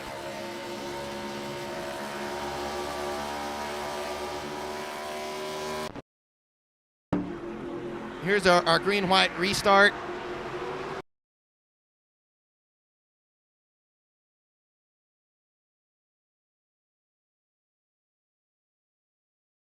Crownover, something went down, I guess. Action happened so quick. We'll take a look here. Crownover trying to go for a block there on Day. Doesn't quite get there. Day running up to the wall. The pack just closing up to them. We're coming to the white flag here, and they have a wreck back here. Oh, Phipps. There's Burke, Retchent. They got squeezed in together. We'll see. Andrew Phipps, point of view. He's on the outside. Not too sure. I think they just funneled off of the corner. Phipps coming down a little bit. Craig Jr. there in the center. I think he might have a little help. Burke got together with Rich in there and just clipped Phipps. It looks like they really funneled out together, squeezed real tight off of corner number 4. Richin went up a little bit into Burke, and they just clipped Andrew Phipps. Unfortunately, the 3 of them go. Phipps made a great comeback. Unfortunately, gets spun out there. Richin sliding up into Burke. As we still got a race there is Dario and Crownover. Looks like see what Crownover was speaking of. He believes he was turned purposely, it sounds like. There's Days trying to go to the inside of Crownover, and there's definitely contact there. And he gets spun off the right front of Days' nose into the 20. Not too sure if it was purposeful. Days just trying to make a move happen, trying to get to that hole. But I'd definitely be upset of that one as well.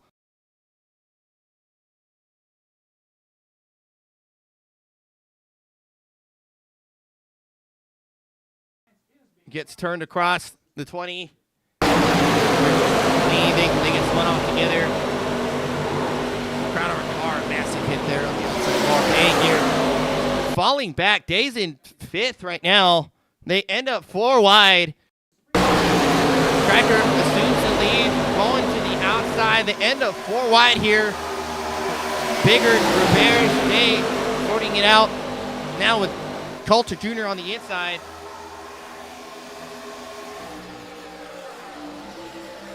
And then Day with Roberts coming to the middle.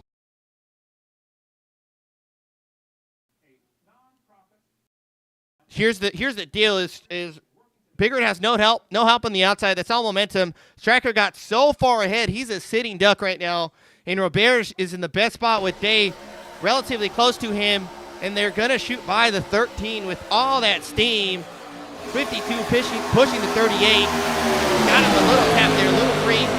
Striker has some help now as Roberge jumps to the inside line with the block, and it leaves Day by himself. Lish so tight here. 3 and 4 coming in the checkered. Donnie all over the 0-1, gets him loose. Bigger hangs on to the car. They could have very well wrecked here.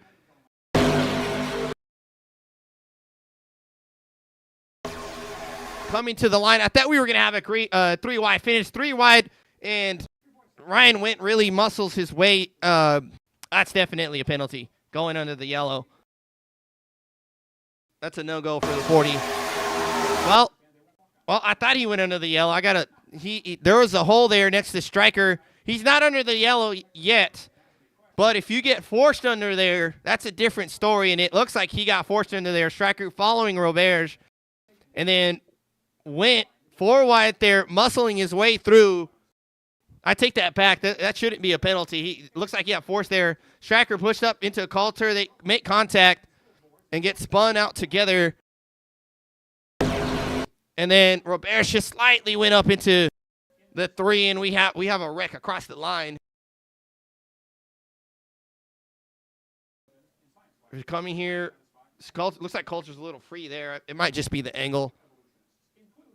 It might meet net code, honestly.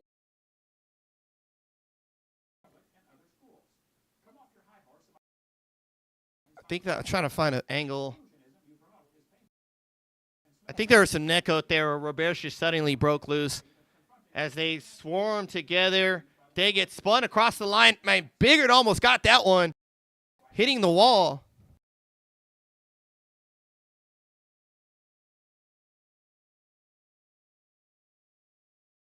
Trying to go frame by frame here.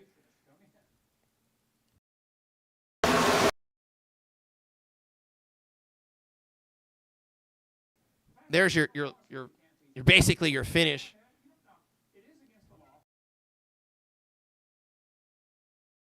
As the 52 spins across the line.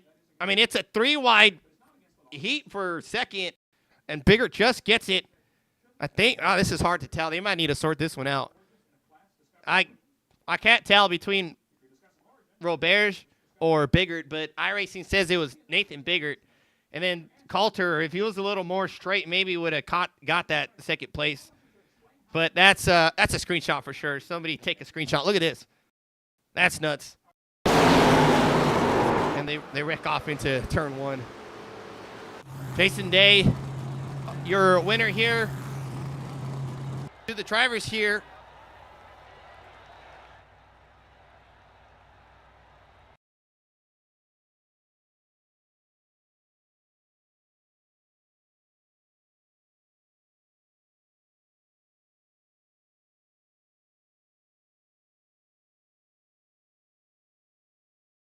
Just need a moment to regain the composure. Chris Roberge, 98, finishing in 3rd after insane, classic Talladega finish. What do you think? Oh, that was fun. It was a good battle there. From 8th to 3rd is not bad. A few incident points, a few incidents. That's all right, but it made it the top 3. Is all good. So we spoke to a couple of drivers during the race. You, one of them, speaking about tires throughout the race, very definitely necessary. And it sounded like you had the freshest set, if not one of the newer tires towards the end. Throughout the race, how do you manage that slip up? We can see the guys in the corners. They start to slide up and push it into others. How do you recognize that happening? Just lay back a little bit, because orders go like a whole. So if I say if I'm in the middle, I give them pretty much the whole middle line is there, the dotted line is there, so I just give them the whole thing. Sometimes they go over the line, and I try not to get in that area, so I try to go the higher one, so it gives me time to avoid the big wrecks. And speaking of big wreck, we had what effectively was the big one there, about halfway point of the race. The entire field, save for maybe 1 or 2 cars, were in that. Fast repairs definitely saved a bunch of people in that one. props to the league for that one, right? But how do you regain composure on that one? We just went through a major wreck. We're down to our last car, and if we wreck it, that's it. How do you reset for the rest of the race after that? Just trying to focus, trying to get a good finish. That's all you need to do here. For these plate tracks, you have to have a lot of patience, like I was doing earlier from the back again. um, so they just take your time. I think I had a little incident. I had like a 39-second. I said, well, I'm not using the fast repair on that. I still have one left after. If it was a big one, so if I had like a broken engine, I had to tow or something happened, at least I have that one set for that reason. Definitely something we spoke about with some of you guys who smacked the wall or got spun and things like that with some minor damage. Saving that fast repair for a major wreck like you just mentioned, it's definitely key. Heads up racing there. As we roll on here, some solid finishes these past couple of races there with one more race to go at Charlotte there. How do your chances at Charlotte? What do you feel about that racetrack? See what happens. I don't know how these cars go act there. It depends the temperatures and how slick it will be or anything that happen to the cars. So practice makes perfect. 98 finishing in third in the Vancouver Chevrolet. We need to throw some Ford emblems on that car, I think, right? No, for this one, it's okay for Chevys, and same with our other our charity race there, and all that stuff. Not usually running Fords in the 98 machine in some of our series is why I say, but it's a great looking car there. I dig the wheels there, nice and clean for the most part after what we've seen. But give us some shout outs here. Who do you want to thank for the third place finish? Yes, we want to big support for Sherry that was just had a heart attack. So I want to wish her to get well very soon. Hopefully she gets well, get better, and cheer us on more. We love it when she cheers us on a lot. Another one is ChopShop TV for broadcasting. Thank you, Joseph, for that. Chop Shop Racing League here too. Thanks for letting us race with the wonderful guys here and all that stuff. Big support from my godparent, the godson cheering us on, of course. You probably saw that little video last week on. It was really good with that. And then the other one is my big support is my wife. Can't forget the family for sure, and I appreciate the kind words as well as the admins. We'll look forward to seeing the action continue in 1 week's time at Charlotte, North Carolina, and we'll see you then. Okay, thank you. Robert's getting a great top three finish, avoiding a lot of the melee, getting some of the melee, but keeping his head down, not getting frustrated or anything, and coming back up there as we move on to our second place finish. In what looked like a dead heat on that I mean, I could not tell. You guys were pretty much nose to nose at the line. How was the race here? It was a good race, man. I had fun. This was a great night. I think everyone, for the most part, there was some great driving. Great long runs. I wouldn't say it was all, because of patience either. I just think there was, even with the aggressive driving, I think everyone was just doing a great job. So definitely give a shout out to the drivers. Big props there as it's the start of the race. We were three wide, about 3-4 rows deep, and getting away with it is just pretty rare in my opinion, especially with a car like this, which is so heavily powered, I think, for the handling, in my opinion. But a lot of tracks we see this car run at, it's throttle management, slipping and sliding here. Tire wears, if we spoke to a couple of the drivers there, definitely came into play.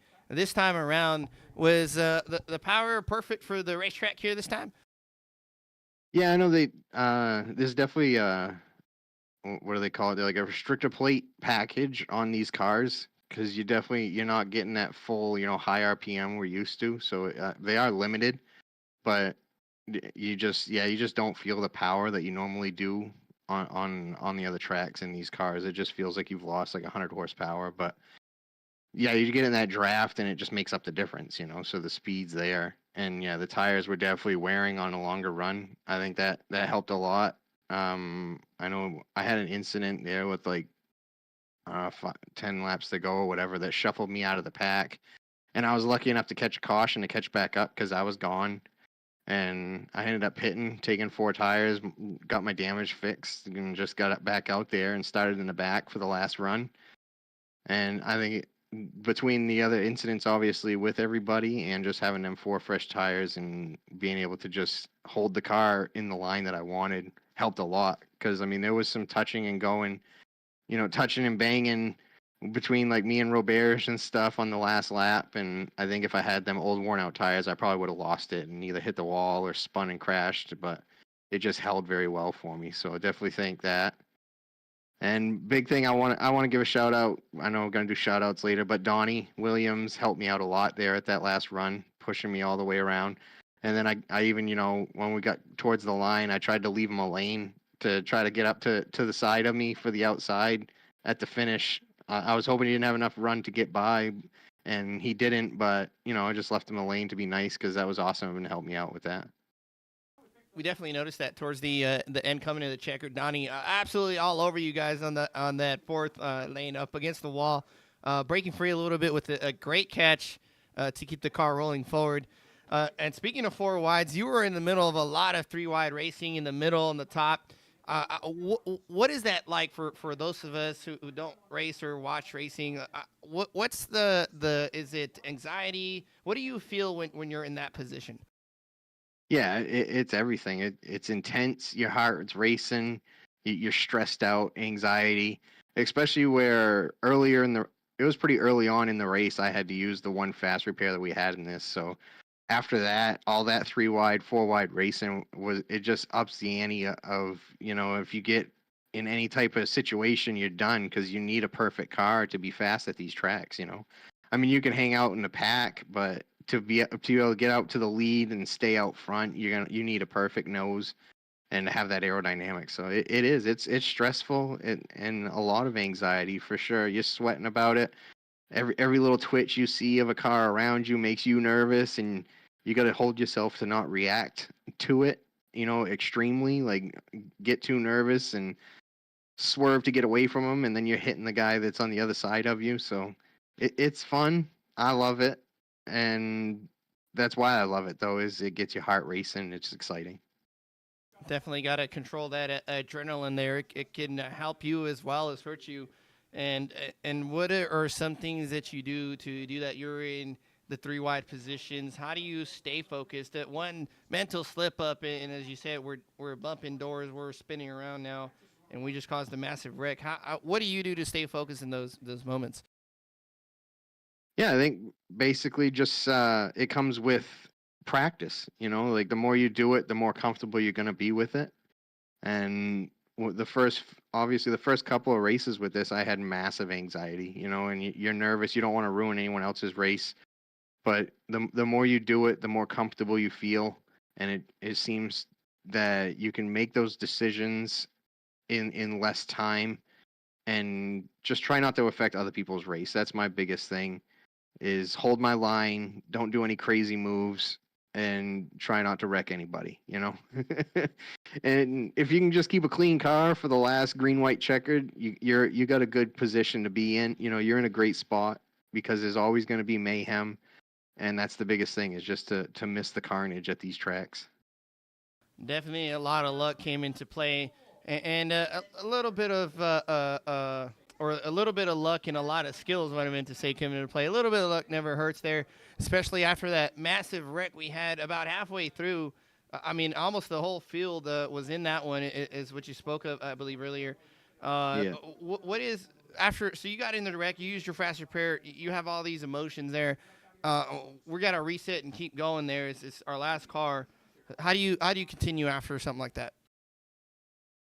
Yeah, I mean, honestly, it was strange because normally in those conditions, I'm a lot more cautious. I'll go easy just because I know that I don't have that fast repair, and you want to, if you can, you want to save that for the end because, like I said, with 10 to go, there's usually going to be at least 2 cautions. There's going to be one within that 10 to go time, and then guaranteed on the next restart, you're only going to get a few laps, and there'll be another one, and you're going to get involved in one of them. So you want that fast repair. But yeah, normally I'm very hesitant and cautious after using it, especially only after halfway of the race. But tonight I was just, I'm not in desperate need, I guess, of the points the points to get to the next round. So basically, I was just letting it all hang out and having fun, And I guess that's the perks of having a great regular season and having like a Truex thing where I'm not working too hard to get to the next round. So I'm just out here and not stressing like most guys and just having fun. So I was able to push and just go for it. You mentioned perks of punching your ticket off into the next round, so a good amount of leeway there. One more race till we hit that next round. There is Charlotte Motor Speedway, back to full power, 700 power horsepower race cars there. So I think it might get a little slick. What are your thoughts for next week? Yeah, I'm looking forward to it, man. I ran Charlotte the other day, and not these cars, but it's a great track. Like I honestly, like I always say it that I'm not the greatest on mile and a half, but I'm learning. And as far as those tracks go, I think Charlotte's right up there on one of my favorites. You can run the bottom, you can run the middle, you can get towards the top, but it's just fun. It wears the tires out, so the long run comes into play. I'm sure it will here with us next week, and hopefully it does anyway, because that's where I usually do my best work is on the long run, saving tire. And yes, but we got some new guys coming in here, so it'll be interesting to see, the pace they got on a regular racetrack, regular oval, mile and a half, and just a great series. I'm having a blast in the series, and definitely looking forward to Charlotte and getting into the next round. Awesome. We look forward to seeing the racing action continue. It's been absolutely phenomenal, the show you guys have put on. Give us some shout-outs here for this second place finish. Yeah, definitely. We want to give a shout out to my Striker and John. ChopShop Racing, the league themselves. Appreciate everything they do. Have a blast coming out running with them guys several days a week. Give a shout out to you, Joe, doing a broadcast, ChopShop TV. Can't wait to go back and watch the race. It was an exciting one. I bet it was a great broadcast, and I think you're doing a great job with that. Also want to give a shout out to the other top three finishers, Jason for his win. That should punch his ticket into the next round, and then Chris getting the Chris Roberge Award and third place. Congratulations to him.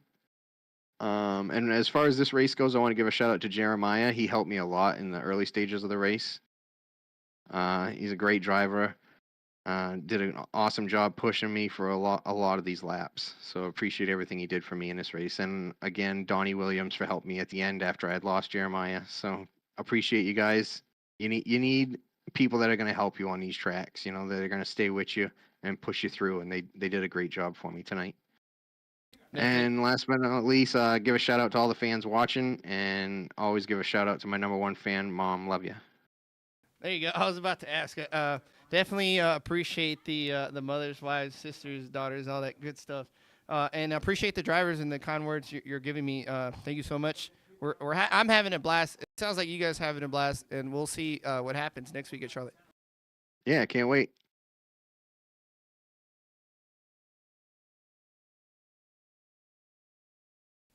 Lost myself here. Nathan Biggert there in the 01 Air Force machine, finishing second after a wild finish there at Talladega here.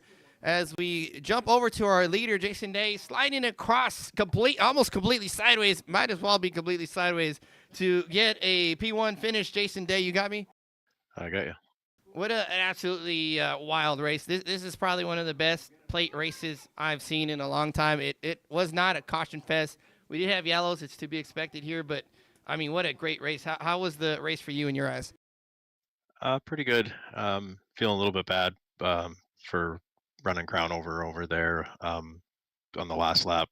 He come up to block and just passed over my nose towards the high line, and I had a good run going, and I didn't hit him square because he wasn't square with me, and I feel bad for wrecking him. I wasn't intending to wreck him. I was trying to give him just had a good run going, and it's the last lap, and I wasn't gonna let up.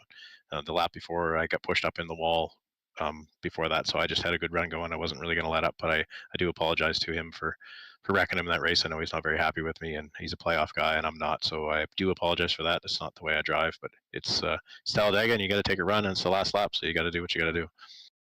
Absolutely, we can block here and there, and I agree. You definitely can try and block it, and it just comes to a point where you're just not going to lift anymore, especially coming to the white flag. I think we all have that same mindset where it's go time, and when you're trying to get a win, you're trying to get a win. But doing great work here, avoiding a lot of the melee. I can't recall, except for that massive pileup we had down the backstretch. I can't recall you getting into some major incidents throughout the race here. How was the car handling? I hear tire wear was definitely a big factor. Yeah, it was pretty good. I just played pretty conservative the first half of the race. I didn't really want to push it. I'm not a huge super speedway fan. I like to play conservative. I just want to be there at the end. That one huge wreck that happened, I had to use my fast repair. I was completely destroyed. I don't even think I had a front tire left on the car. I don't even know how I got it down pit road. But yeah, no, it was good. Handling did play a factor. The high line was really good if you were on fresher tires. As the tires wore, the closer you get to the wall, the scarier it got. You'd slide up a little bit, but in clean air, you could run any line you wanted. But if you're behind a guy, you lost that little bit of aero downforce on the front end, so the front end would slide a bit. So tire wear definitely was a little bit of a factor, not huge. At the end, it's just about who you had with you and who's pushing you. And I have to thank Michael Crowder for pushing me there at the end, because I once Crown Over and I got together, I had lost 2 or 3 spots, and I went at the middle, side drafted on Chris Roberge and Nathan, and somehow Michael came up and hit me from behind and gave me not just enough run to get to the start finish line, and then somehow I finished backwards across the start finish line and won the race. So it was fun. Like I said, I still feel bad for wrecking Anthony, but it's racing. That's plate racing. It's going to happen. Absolutely. These margins of error at plate tracks are so minuscule, and we saw people get away with just enough to not cause a wreck, and sometimes it goes the other way. Coming to that line there, we saw you kind of got in the sucker hole, stuck in the middle, and fell back to about 5th, still under a Mikey with everybody else, and it's just kind of keep your foot down, head down, and see what you can get. But the absolute sheer run Coulter had on you and pushing you forward. What's going through your mind at that moment? You're trapped in the middle and falling back. What are you thinking there? How do you get back to the front? You just keep the throttle pinned and hope somebody goes with you, because you're at the mercy of whoever's behind you at that point. You've only got a straightaway to go, and it's all depends on who goes with you. Like there's no strategy to that point. You're just hammer down, and you hope you hold your line and you don't wreck somebody, and that's what it is. Pretty straightforward, power down, and just need some help there at these kinds of tracks. And we see Coulter definitely gave you some help there. Tell me about the action early on. We saw a lot of 3 wide, a couple rows deep, 2 wide, a little bit of door rubbing here and there. It got pretty intense there. How do you stay focused and calm, not get too riled up to make any mistakes in those moments? Like I said early on, I played conservative. I stayed towards the bottom line. I didn't want to get mixed in the middle or the high line. I just stayed to the bottom, give myself an escape route if something happened. The going 3 wide within the first 50 laps of a 75 lap race it doesn't really make sense unless you're going for stage points at the end of a stage. It makes sense to me, but during a normal run, you're 10, 15 laps away from an end of a stage or the race. It doesn't make any sense to me to do that. Like running a line, figured out, if you want to take a run and try it out, but it's fun racing. It was actually really good. It was quite clean for a Talladega race from what I used to. There's a lot of good drivers in here. Everybody, even when we were racing 3 wide, it was good racing. There was a lot of give and take. Things are going to happen. One little twitch of the wheel the wrong way, and you're going around or you tag somebody. But all in all, I thought it was great. This league does a great job. It's got great amount of drivers. I was just happy to be able to come out and run again on Sunday. Like I said, I feel bad because I'm not a playoff driver right now, so I felt bad for that thing. But you come in for wins, and that's what you go for. Yeah, we're all still racing for that checkered flag and to cross that line first there. So a bit of a playoff spoiler, and that's all right. I like it. It adds to the story, to a little bit of drama, and it puts those guys in the bubble. It's really on the pressure there. So I'm all for it. Great win for the 52. at Talladega here with lots of patience early on and masterful driving at the end. Give us some shout outs here at for Talladega. Of course, thanks to you for doing the broadcast. Shop TV, everybody check it out. Joseph's doing a great job now. He's got a good mic, and you can hear him clearly, and he's doing great. And hopefully we got you those throat lozenges so you can talk again. Big thanks to everybody at ChopShop. Great series. Thanks to my 3 sons for sponsoring the series. I think she's a next gen series, but she still watches, and I've heard she's not very well. So prayers for her and to Jerry's mom. And hopefully everything works out and she's okay. And thanks to everybody coming to watch, and all my guys at 5 Kings Motorsports, and our sponsors, Elite Performance Industries, The Butt Kicker, True Sim Productions, Savage Edge Apparel, BAM Racing Videos, USA Firearms. And if you're looking for a good league to race in, check out ChopShop Racing, because it's probably one of the best I've ever been part of. Absolutely love it. I appreciate the kind words. Shout out to Jerry Culver's mother, who's recovering right now. And will you be with us? You said you're racing Sundays now. You looking forward to Charlotte next week? Yeah, I'll probably show up. I don't think Anthony's going to be very happy with me, so I might have to just stay at the back and stay out of trouble, so he doesn't get too mad at me. So we'll see how it goes. I sent him a message already to apologize, but I don't know if I'll get anything back. But just got to do what you got to do, and being a Canadian guy, you always got to say sorry, right? Just playing into the stereotype. Exactly. Nothing malicious. There's Crown over. He says he'll be nice. A little frustration there, and it's understandable. But I appreciate everything you're giving us back to the league, which is great racing, and we look forward to the action there next week at Charlotte. Thank you, sir. Jason Day, your P1 finisher, finishing backwards, sideways. I mean, just sliding across the finish line. Absolutely nuts. We see him here on the replay, coming down the middle. I mean, this finish was wild. There's so much going on. I was hoping that yellow did not come out when those guys wrecked. Luckily, they spun off into the apron. And we see here Day's by himself. I think what helped him there is definitely Coulter, as he mentioned, just tucked up underneath him and gives him a shot. I mean, there goes Robert's help. Bigart's up into the wall. A little bit of luck never hurts.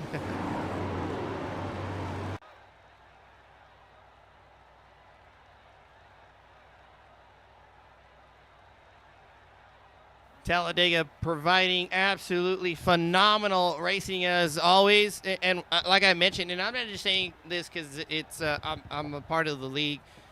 If this race was bad, I'd say it was bad. If it was a caution fest, I'd say it was a caution fest. This was probably one of the best plate races I've seen on the sim in a long time. We saw 3 wide racing pretty early on. A massive big one down the backstretch about halfway through the race, just slightly before the second stage break, I believe. I mean, we had it all. The guys flying in the air and a wreck at the end, almost a 3 wide finish. No horns barred, elbows wide. I mean, this is it. That's what you want in a race. And a plate race gave it to us all. At the standings, if I can find them here. That is definitely not the standings. Let me grab them real quick because guys are definitely on the bubble.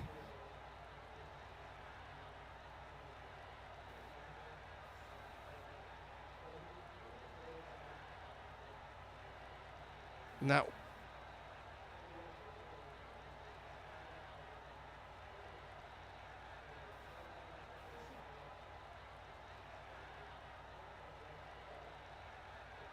there we go. There's our standings. A little cut off, I think.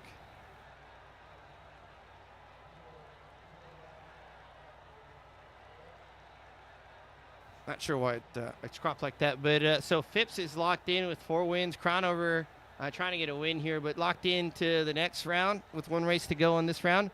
Bigart with the most wins in the season. Dario's got his 1. Burke, Modzelewski, Coulter, and Robert's there. You can't see it, but it's they're tied. So and they finished relatively close to each other. They're basically tied here at 7th and 8th, just above the cutoff line. They should be okay above Michael Strickland, who's down 4 points off of that cutoff line, off of 8th spot for the next round. So he's going to need to really put in some work at Charlotte as Caffrey Richin had a good race and some bad luck again. Mark's luck is just atrocious. And Hammond, who did not race there, is going to need a win, as well as Caffrey, to move on to the second round. We'll see if they can get it done. They come by as we take a look over our finishing order. Race results coming in to you. Jason Day takes it top spot with a spectacular finish. Biggert, dead heat, just a split. I looked a lot closer than that. I thought they tied there, just a split difference there off of Roberts in third. Coulter Jr. comes away with fourth. Donnie does manage the top 5 and fifth. Great run there by Donnie Williams. Also a great plate racer. Craig Jr. there, who got involved with a couple wrecks aside from that massive one, top 10 there in sixth. Perry in seventh. Stryker in eighth. Ryan in ninth. Jeremiah Burke top 10. Dario unfortunately getting spun off with crown over coming to that white. In 11th, Retchkin in 12th. Andrew Phipps in 13th. Crownover is 14th. Culver 15th. Church, Raybird, Schwartz 16, 17, 18 off the racing surface. As well as Joshua Brock, I believe was your last. We have a couple more. There we go. Balsamo. Oh, Murphy just breaking loose off that wall there, hitting the inside wall. 19th, Balsamo. 20, and Brock last car on the leaderboard here in 21st. So a lot of issues for some of these guys back here, but is the nature of plate racing. Crownover, I appreciate the kind words there. I didn't blow you off. I saw that. Thank you. I'm having a blast doing this, and I hope you guys are enjoying it. I appreciate everybody watching, spending your Sunday evening with ChopShop TV here. Give us a like, share the stream, share the Discord, and we'll spread the league awareness there. Have some more good racing, some more drivers pop in and out here for some racing action. We have trucks starting back up on Tuesdays in 2 weeks. Dirts with Jason at Signature Esports on Mondays. The GT3 series just finished a couple weeks ago. On Wednesdays, they're going to start that back up next year, and then we'll have Next Gens on Friday, right here on ChopShop TV. Don't miss it. We'll see you soon.